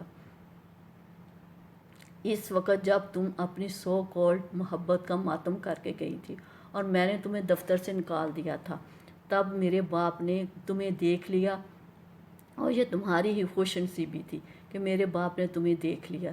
انہیں کسی اور ثبوت کی ضرورت نہیں پیش آئی تھی، وہ سمجھ گئے تھے میں نے تمہارے ساتھ کچھ غلط کیا ہے۔ پھر وہ دوسرا تماچا جو میرے منہ پہ بھرے مجمع میں پڑا تھا، کیا اس تماچے کی گونج میں میں بلا سکتا ہوں؟ اس ذلت، اس توہین، اس بے عزتی کو بھول سکتا ہوں؟ ہرگز نہیں۔ اور یہ تماچے اسی بے عزتی کے بدلے میں تمہیں بطور رونمائی پیش کر رہا ہوں، کیونکہ رونمائی کا تحفہ دینا ہمارے معاشرے کا پرانا رواج ہے۔ ہر دلہن کو اس کی حیثیت کے مطابق تحفہ دیا جاتا ہے۔ چونکہ تم اسی حیثیت اور قابلیت کی کیٹیگری میں آتی ہو، سو تمہیں بالی، چوڑی، گہنوں کے بدلے میں تماچے کا تحفہ دیتا ہوں، تاکہ تم عمر بھر نہ بھلا سکو، ہمیشہ یاد رکھ سکو۔ اون نے ایک ہی سانس میں اندر کا سارا غبار، ساری بھڑاس نکال لینے کے بعد ایک بھرپور تھپڑ اس کے منہ پر دے مارا تھا، اور درد و کرب کی اذیت کو سہتی بلند آواز میں نہیں، گھٹ گھٹ کر دیوانہ ور رو رہی تھی۔ اور اون عباس اندر تک سے سارے زہر آگ تنفر کو اکھاڑ کر کل تک کے لیے روح تک سرشار اور ٹھنڈا ہو چکنے کے بعد بڑے ہی کروفر کے ساتھ زمین پر اپنے پیروں کی دمک دیتا باہر نکل گیا تھا، اور مارو اپنی قسمت کے اس ظالمانہ موڑ پر انگشت بداں تھی۔ اس نے جو چاہا تھا، جیسا چاہا تھا، ویسا کچھ نہیں ہوا تھا، اور شاید فریحہ کی ساری بد دعائیں فیض یاب ہو چکی تھی۔ اگر رونا فریحہ کے نصیب میں لکھا جا چکا تھا تو سرشار اور خوش مارو بھی نہیں تھی۔ اگر فریحہ برباد ہوئی تو آباد مارو بھی نہیں ہو سکی تھی۔ اگر اون عباس فریحہ کو نہیں مل سکا تھا تو مارو بھی خالی ہاتھ، خالی دل بیٹھی تھی۔ اور اس نے کہا تھا وہ ساہوکار کا بیٹا ہے، ناپ تول میں پورا حساب رکھے گا، برابری کی چوٹ پر ضرب مارے گا، اور اس نے اپنا کہا پورا کر دکھایا تھا۔ ہر گزرنے والی رات گزر ہی جاتی ہے، چاہے اچھی ہو یا بری۔ یہ اور بات ہے، ہر زخم بھول بھی جائے، مندمل بھی ہو جائے، تب بھی رویے کبھی نہیں بھولتے، رویوں کے زخم ہمیشہ یاد رہتے ہیں۔ سو رات گزرنے کے ساتھ وقت لمحے ساعتیں میں بدل گئی۔ اگلا دن بھی چمک کر طلوع ہو گیا تھا۔ کھڑکی کے پاس سے سنہری صبح بھی دریچوں کی درزوں سے چھن چھن کر آتی کمرے کو روشنی سے بھر رہی تھی۔ مارو نے تھکی سوجی آنکھوں کو بمشکل کھول کر گھڑیال دیکھا تھا، پھر وہ اپنی جگہ سے اٹھ کر اٹیچ باتھ روم میں گھس گئی تھی۔ باتھ روم کی طرف آتے ہوئے اس نے کمرے کی کسی بھی طرف نگاہ نہیں ڈالی تھی۔ اسے بس جلد از جلد فریش کر دینے والے بات کی ضرورت تھی۔ اسے تازہ دم ہونا تھا، رات بھر کی گھٹن اور حبس کو باہر نکالنا تھا۔ سب سے بڑی بات اون کی گزشتہ رات ہونے والے ہر قسم کی بات اور بکواس کو بھلانا تھا۔ یہ مارو کا آخری فیصلہ تھا۔ وہ رات کی کہانی کو رات میں ختم کر چکی تھی۔ جو رات کو ہوا تھا وہ سویرے نہیں ہو سکتا تھا۔ مارو ایسا موقع فراہم بھی نہیں کرنا چاہتی تھی، وہ سب کچھ بھول جانا چاہتی تھی۔ اس لیے مارو نے پیچھے ساری کشتیاں جلا ڈالی تھی۔ اسے مڑ کر نہیں جانا تھا، اون عباس کی زندگی سے نہیں جانا تھا۔ وہ زندہ حالت میں یہاں آئی تھی اور مر کر یہاں سے جائے گی، یہ بات تو طے تھی۔ وہ اسی گھر میں رہے گی اور عمر بھر رہے گی۔ جو کچھ رات میں ہوا تو وہ اچھا تو کہیں سے نہیں تھا، وہ بڑا ہی برا اور بدنما تھا۔ پھر بھی مارو اپنے ستمگر کے اس ایک ستم کو بھلا دینے کا پکا فیصلہ کر چکی تھی۔ وہ پوری رات سوچتی رہی تھی، اس نے ہر پہلو کو سوچا تھا۔ جو کچھ ہوا تھا اس میں بے شمار ابہام زدہ تھے، ٹکی چھپی باتیں تھیں، بہت زیادہ بدگمانیوں، غلط فہمیوں میں اٹی تھی۔ اون نے جو کہا تھا بہت بڑی غلط فہمی کی بنیاد پہ کہا تھا، اسے شدید مس گائیڈ کیا گیا تھا۔ ڈیڈی نے ایسا کوئی الزام اون پہ نہیں رکھا تھا۔ کیا وہ خود اپنی بیٹی کو بدنام کرتے؟ ہرگز نہیں۔ اون کو یقینی طور پر کسی نے بھڑکا رکھا تھا، اس کے کان بھر رکھے تھے اور مارو کے خلاف کر رکھا تھا۔ وہ گزشتہ شب اون کی کسی غلط فہمی، الزام یا بہتان کو غلط ثابت نہیں کر سکتی تھی۔ اپنی طرف سے نہ کوئی صفائی دے سکتی تھی، نہ وہ لیتا صفائی، وضاحت سننا اور نہ کسی قسم کی دلیل کو تسلیم کرنا۔ وہ بہت غصے میں تھا۔ یقینی طور پہ اس کا غصہ، دکھ، جلال سب کچھ اپنی جگہ درست تھا۔ اس وقت ٹھنڈے تازہ پانی سے فریش ہو کر وہ بلا کی تازہ دم اور تر و تازہ ہو چکی تھی۔ گیلے بالوں کو تولیوں میں لپیٹ کر وہ واش روم سے باہر آتے ہوئے رات کے ایک ایک منظر کو دانستہ بلا کر نکلی تھی۔ وہ ساری اذیت کو بلا کر پرسکون تھی۔ اسے پرسکون ہی رہنا تھا کیونکہ وہ اون عباس سے محبت کرتی تھی۔ وہ اس کی محبت میں یہاں تک آئی تھی، اسے صرف محبت تھی اور اون عباس سے تھی۔ وہ برا تھا یا اچھا، اس سے محبت کرتا تھا یا نفرت، کوئی بھی سوال اسے اپنے مقصد سے ہٹا نہیں سکتا تھا، کوئی بھی رکاوٹ اسے اون عباس سے دور نہیں کر سکتی تھی۔ وہ اب مارو سرفراز کو اگلا لاحِ عمل بھی سوچنا تھا۔ اس گھر میں کس طرح اپنی جگہ بنانی تھی اور کس طرح اپنا قیام مضبوط کرنا تھا، اس پہ بھی نظر ڈالنی تھی۔ سب سے بڑی بات جو باہر لوگوں کے ذہنوں میں اس کے متعلق اون کی من چاہی بیوی کا امیج بنا ہوا تھا، اسے آخری سانس تک برقرار رکھنا تھا اور مارو سرفراز کو ایک من چاہی جانے عزیز، ہیپی اینڈ بی لوڈ بیوی کا سوانگ بھرنا تھا اور اون کے ارد گرد بسنے والوں کو بتا دے گی امیرزادیاں محبت کرتی ہیں اور نبھاتی ہیں، جوائنٹ فیملی کا حصہ بھی بن سکتی ہیں اور امیرزادیاں ہر رنگ میں، ہر سانچے میں بھی ڈل سکتی ہیں۔ 2 روزہ شادی کا ٹائٹل لوگ اسے 2 روزہ شادی کا ٹائٹل دے رہے تھے، ایک دن خود ہی اپنی زبانوں کو بند کر لیں گے۔ مارو اون عباس سے عشق کر کے آئی تھی اور عشق نبھا کر رہے گی، چاہے کچھ بھی ہو جاتا، چاہے جند چلی جاتی یا جان نکل جاتی۔ اگر اون عباس قول کا پکا نفرت میں سچا تھا، مارو بھی ضد میں پکی اور عشق میں سچی تھی، اور وہ ایک ہی رات کے بعد ایک نئی مارو کے روپ میں ڈھل کر منظر عام پہ آ گئی تھی، یوں کہ اس کے کھلے حسین شگفتہ دل فریب روپ کو دیکھ کر جو واقعی سمجھ رہے تھے کہ اون مارو کو طوفانی محبت سے بے بس ہو کر اپنی شادی توڑ کے بیاہ لایا ہے، ان کے یقین پہ جیسے مہر لگ گئی تھی۔ میں نہ کہتی تھی، آج کل کے لڑکوں کا کیا بھروسہ ہے۔ گھر میں ماں باپ نے رشتہ پکا کیا اور وہ باہر آنکھیں لڑا آیا۔ کسی رشتے کی خالہ مامی نے دوسری کے کان میں گھس کر دل کا ساڑ باہر نکالا تھا۔ دوسرے والی 2 من کی گردن ہلا کر رہ گئی۔ ارے ایسے دودھیا لشکاریں مارتے حسن کے سامنے اپنی فریحہ کا دیا کیسے جل پڑتا، اس کی لو تو اس پر بجلیاں گراتے روپ سروپ کے سامنے ایک ہی پھونک میں بجھ گئی ہوگی۔ ایک اور مامی نے بھی اپنا حصہ ڈالنا ضروری سمجھا۔ دیکھو فاخرہ بیٹے کی صفائیاں دیتے نہ تھک رہی تھی۔ میرا بچہ ایسا نہیں، نہ دل کا کچا ہے نہ قول کا، یہ بس تقدیر کا ہیر پھیر تھا جو سارا کچھ الٹ پلٹ گیا ہے۔ پہلی والی بی جمالو ٹائپ عورت نے اون کی امی کے لہبے کی نقل اتاری تھی۔ ارے اس ہیرے کے سامنے کوئی تانبے کی طرح ٹھہرتا، اون کی تو سود بدھ بلا دی ہوگی۔ اور دیکھو لڑکی میں حیا نہیں، گیلے بال کمر اور گلے میں ڈالے دوپٹہ نردرد کیسے گھر میں گھوم رہی تھی۔ ایک آنٹی نے جیسے کلے پیٹ لیے تھے۔ اتنی حیادار ہوتی تو اس انداز میں آتی، جانے اندر ہی اندر کیا معاملہ ہوا، کیا خبر عزت بچانے کے لیے یا چند ماہ بعد شادی کے دادا دادی بننے کے خوف سے اسے اٹھا لائے ہیں۔ کسی مامی نے ٹھٹھا لگایا تھا، باقی سب کو بھی اس بات میں بڑا ہی لطف آیا تھا۔ ٹکے گی نہیں، دیکھ لینا عیاش امیرزادی ہے، آج اس ڈالی پہ تو کل کسی اور ڈالی پہ۔ رنگ رنگ کے مردوں کا سواد پڑا ہو تو گھر نہیں بنا کرتے۔ بی جمالو صاحبہ نے پھر سے گل افشانی کی تھی۔ تم اون کو نہیں دیکھتی کیسا بیبا اور معصوم بنا کرتا تھا، کرتوت شیطانوں سے بدتر، اپنے ہی چچا کی عزت خاک آلود کر ڈالی۔ کیا بھروسہ اس اولاد کا، پکڑ کے ماں باپ کو کسی قابل نہیں چھوڑا، منہ چھپاتے پھرتے ہیں بیچارے۔ کسی نے چھالیاں کترتی کہا، گلوری منہ میں ڈالی اور عزت داروں کی پگڑیوں میں تھوک دیا۔ اور تم نے حاجی کیسر کی بیٹی کا سنا جو اب نیا قصہ چھڑ گیا تھا؟ اس معاشرے کا یہی دستور تھا، یہی روش تھی اور اس معاشرے کے لوگ بھی یہی تھے۔ 4 دن ایک قصے کو مرچ لگا کر دور دور تک اچھالتے پھر کسی نئی کہانی کے پیچھے چل نکلتے۔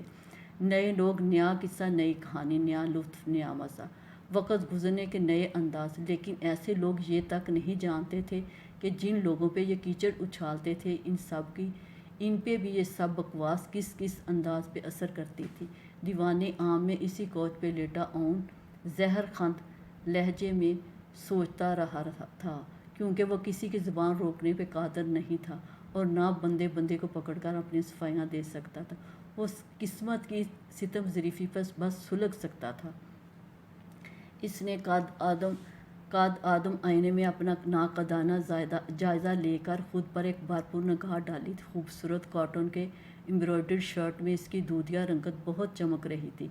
इस शर्ट की स्लीव्स बराए नाम थी जो थी वह इंतहाई महीन थी। क्योंकि ये मम्मी ने इसकी चॉइस को सामने रख कर शॉपिंग की थी, तो सारे लिबास ऐसे थे कि कुछ की स्लीव्स सिरे से थी ही नहीं, और कुछ फ्राक थे, कुछ मैक्सियाँ और कुछ स्कर्ट्स। इनमें ट्राउज़र और टॉप भी मौजूद थे। वो सिलेक्शन के मामले में सोचती रह गई। इस घर के माहौल को सामने रख कर इसे बहुत कुछ समझ सोचकर ड्रेसिंग करना होगी। एम्ब्रॉयडर्ड रेड शर्ट के साथ रेड टाइट्स और रेड ही नफीस आरामदा चप्पल पहनकर इसने लंबे हसीन रेशम जैसे बालों को खुला छोड़ दिया था। फिर कमरे में निगाह डाली। पूरा कमरा साफ शफाफ और चमक रहा था, जाने किसने सफाई की थी। जब वो बात ले रही थी तब ही इसकी गैर मौजूदगी में कोई सफाई कर गया था। बात लेने के बाद जब वो बाहर निकली तब भी इसकी निगाह सोफ़े पे पड़ी थी। इस वक्त मारो को सोफ़े पे ऑन आवाज़ सोया दिखाई दिया। वह कुछ हैरान हुई। शायद वो फजर के बाद आया था, इसे इसकी अम्मी ने भेजा था, या फिर खुद ही मेहमानों का ख्याल करके वापस आ गया था। जो भी वजह थी, कम से कम मारो की इसकी मौजूदगी में कुछ ढारस पहुंची थी। इसे किसी की सवालिया नज़रों का सामना नहीं करना पड़ेगा। वो इस वक्त बड़े लापरवाह अंदाज में आड़ा तिरछा पड़ा सो रहा था। चूँकि सोफ़ा भी जहाज़ी साइज था, सो इसे सोने में दुश्वारी नहीं हुई थी। फिर भी इसका एक पैर दायां बाजू नीचे लटक रहा था। मारू के मन में न जाने क्या आई थी। वो ओन के करीब आ गई। कुछ देर वो बेख्याली में ओन के पास खड़ी रही और इसके खूबसूरत तीखे खड़े खड़े मगरून नकूश को देखती रही और बहुत कुछ सोचती रही। मारू ने अपनी सोच को झटका दिया और ज़रा सा झुक कर नीचे हुई। इस कोशिश में मारू के सारे रेशमी बाल दाएं कंधे से होते हुए ओन के मुंह पर आ गिरे थे। नीम गीली मशकबार सी जुल्फ़ों की ठंडक और खुशबू की तासीर ने ओन को आंखें खोलने पे मजबूर कर दिया था, और वो जो इसका बाजू पकड़कर ऊपर उठा रही थी, लम्हा भर के लिए बौखला सी गई। इसी बौखलाहट में वो अचानक सीधी हुई और बाजू तक हवा में छोड़ दिया, जो कटे हुए शहतीर की तरह दोबारा अपनी जगह पे पहुंच गया था। फिर एक झटके के साथ ओन अपनी जगह से उठ गया। बालों में हाथ फेरते हुए हवास कुछ ठिकाने आए तो सारे तीर भी कमान में सीधे कर लिए थे। कुछ संभल कर वो खज्जल सी मारू से तंजिया अंदाज में मुखातब हुआ। रात की तमाम इज्जत अफजाई भूल कर सुबह सवेरे ही अदाओं के पंजे तेज़ कर लिए तुमने। जाहिर है कोई और तो तुम्हें मुझे मुतासर करने के लिए खूबी है नहीं। एक हुस्न का जाल ज़रूर है जिसमें फांसने की कोशिश में हर हद को आजमाओगी। मारू इस काटदार लफ्ज़ों का वार सह कर कुछ खफीफ सी हो गई थी। चूँकि राज की निस्बत वह इतना भड़क नहीं रहा था, इसलिए मारू को कुछ डर सी हुई थी। तुम्हारा बाजू लटक रहा था, मैं तो आराम से ऊपर उठाकर मारू ने सफाई देनी चाहिए, पर ओन ने बीच में ही उचक लिया था। लटक ही रहा था, कट तो नहीं गया जो तुम फर्स्ट एड देने भागी भागी चली आई। ऊपर से अपनी जुल्फ़ों को भी आज़ाद छोड़कर इनका भी जादू आजमाना चाहा। वो भी कैसे कैसे फजूल तंज कर रहा था। मारो शर्मिंदा सी हो गई। इसे शर्मिंदा देखकर वो भी रह नहीं सका था। अजीब हैरत की बात है, लोगों को किसी बात में शर्मिंदा होना भी आता है। वो बालों को हाथों से संवारता कुछ लापरवाही से बोला था, कल की तरह आज साहब बहादुर जहर नहीं फूंक रहे थे। शायद गर्ज बर्ज के कुछ देर तक मतला साफ था। किसी भी वक्त गुबार आलूद होने के अमकानात ताहम ज़रूर थे। फिर इससे मारू को सरतापा देखने का भी ख्याल आ गया, और दूसरे ही लम्हे मिजाजे यार के मौसमी हालात ख़राब होते चले गए थे। इसकी सूजी आंखों में जो नींद की कमी का शहकार लाल बूटी सी हो रही थी, इस वक्त नागवारी से और भी लाल होगी। ये तुमने क्या पहन रखा है? कोई शरीफाना लिबास नहीं था, और इसकी आस्तीनें कहाँ हैं? दुपट्टा भी नहीं। Shame on you. मेरे घर में बुजुर्ग मर्द और जवान भाई मौजूद हैं, मेहमान भी आ जा रहे हैं, और तुम इश्तिहारी मॉडल बनी घर के अंदर बाहर घूमती रहोगी। तुम्हें सारे रूल्स रेगुलेशन सिखाने पड़ेंगे। आज ही कान खोल कर सुन लो, ऐसे बेहुदा कपड़े मेरे घर में नहीं चलेंगे। तो तुम इस कपड़ों में कमरे से बाहर नहीं निकलोगे, वरना मैं तुम्हारा हशर कर दूंगा। वो खासा गर्ज के नागवारी भरे लहजे में बोला था। मारू लब बिंच कर रह गई थी। वाला इससे क्या जवाब देती, इसके सारे ड्रेसेस ही ऐसे थे, और जाओ कोई दुपट्टा अम्मी से लेकर पहनो। वो मज़ीद भी इसकी दुर्गत बनाता, लेकिन बेडरूम के दरवाजे से आता शोर सुनकर लब बेचता वॉशरूम की तरफ बढ़ गया था। मारू एक मरतबा फिर खुद को बावर करवा रही थी कि इसे औन से मोहब्बत थी, इसकी खूबियाँ या कमज़ोरियों से नहीं। अगर वह इसे टोक रहा था, गुस्सा कर रहा था तो करता रहे। मारू को दिल पे नहीं लेना था, और बस नहीं लेना था। इसने सारे आंसू अंदर ही अंदर पी लिए थे, और फिर बड़ी बशासत से खुले डोज से आती माहम के गले जा लगी थी। एकदम इस अजनबी माहौल में किसी बहुत अपने को पाकर इसकी क्या कैफियत थी, वो लफ्ज़ों में बता ना पाती। माहम ने भी चटाचट इसके रखसार चूम लिए। कहाँ है तुम्हारे सरताज? इतनी कॉल्स की थी, मगर साहब बहादुर ने फ़ोन नहीं उठाया। बताना था कि नाश्ता करने का तकल्लुफ़ मत फरमाए, हम नाश्ता लेकर आ रहे थे, और तुमने कुछ ठोंस तो नहीं लिया? माहम फुल स्पीड से बोलती बहुत खिलखिला रही थी। सेल शायद साइलेंट पे था। मारू को बताना पड़ा। और तुम्हारा? इसने खफगी से पूछा। क्लच में। इसने जानकर चेहरे का रुख मोड़ लिया था, ताकि माहम इसके चेहरे से कुछ खोज ना ले, कुछ अखज़ ना कर ले। और दुल्हा भाई? माहम ने शरारत से पूछा। बाथरूम में। वो संजीदगी से बोली। वेल, तुम अपने सरताज के साथ बाहर आ जाओ, बड़े हॉल में। तुम्हारी सास माँ ने नाश्ता चनवा दिया है। आज लाइफ में पहली मर्तबा दस्तरख्वां पर बैठ कर नाश्ता करना होगा। हम सब के मेदे भी खाली हैं। देर मत लगाना, जल्दी आना। हंसती मुस्कुराती माहम जल्दी से बाहर निकल गई थी।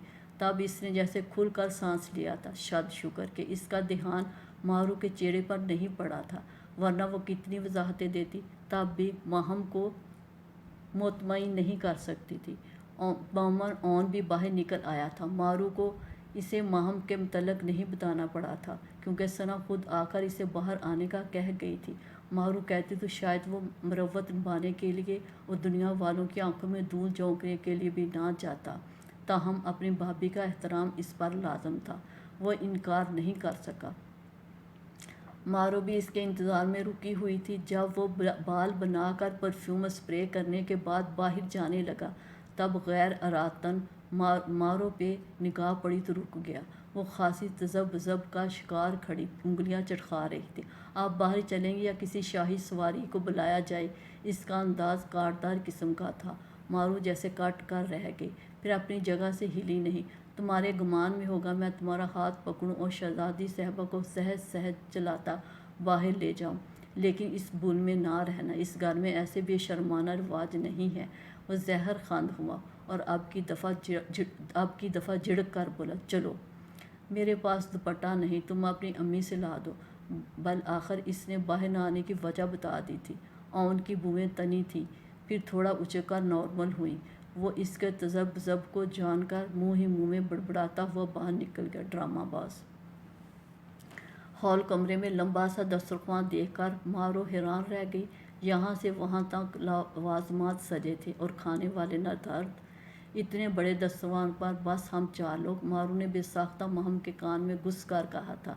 फिर भी अंदर आती सना ने इसकी बात सुन ली थी। 4 को माशा से अभी पूरी पलटन आ जाती है। बेफिक्र हो। सना के कहने की देर थी। नाश्ता लगने का तबल बजते ही घर के कोने खुदरों से एक एक फर्द और बच्चा खुद ब खुद निकल आया था। किसी को भी जाकर बुलाना नहीं पड़ा था। मेहमान भी मौजूद थे, मेज़बान भी। ताया रहमान के आते ही मारू एहतरामन खड़ी हो गई थी। ये औन के अब्बू थे। उन्होंने आगे बढ़कर मारू के सर पर हाथ रखा, प्यार किया और फिर मुट्ठी भरकर पैसे भी दिए। वो पैसे लेते हुए कुछ हिचकिचा गई थी। तब मरियम ने इसका शाना थपका। बड़ा सा अनार के जूस का गिलास पकड़ के घूंट घूंट पी रही थी। बुज़ुर्गों का तबरक और पैसा कभी ना छोड़ो, जितना मिले हड़प कर जाओ। मरियम की बात पे कहका पड़ा था। इसके छोटे देवर यासर ने बात को आगे बढ़ाया। हमारी बुज़ुर्ग तो आप हैं भाभी, ज़रा अपना छोड़ा तबरक मुझे भी दें। फ्रेश अनार के जूस में क्या जायका होता है, आज इसका अंदाज़ा तो करूं। वो मरियम के हाथ से गिलास पकड़कर बोला। वो बेचारी अरे अरे करती रह गई थी। यासर ने एक ही सांस में घटाघट चढ़ा लिया। वाह क्या लाजवाब टेस्ट था। इसे कहते हैं खालस अनार का जूस। इसने खालस गिलास हवा में लहराया। और जो पहले चढ़ाया था वो क्या था? आशिन ने इसे धमोका जड़ा। वो इसने वो को लंबा सा खींच कर अधूरा छोड़ दिया। इसमें तो भाभी ने चीनी और पानी मिला दिया था। यकीन मानो रोज़ाना ऐसे ही करते हैं। खुद खालस अनार का जूस पी पी कर अनारों अनार हो चुकी हैं, हमें मिलावट शुदा देती हैं। देखो मेरी रंगत कैसी फीकी पड़ गई है। यासर ने मुंह लटका कर मरियम पे ऐसा इल्ज़ाम रखा कि वो तिनक कर बोल पड़ी। तुम देवरों से यही सिला मिलेगा ना।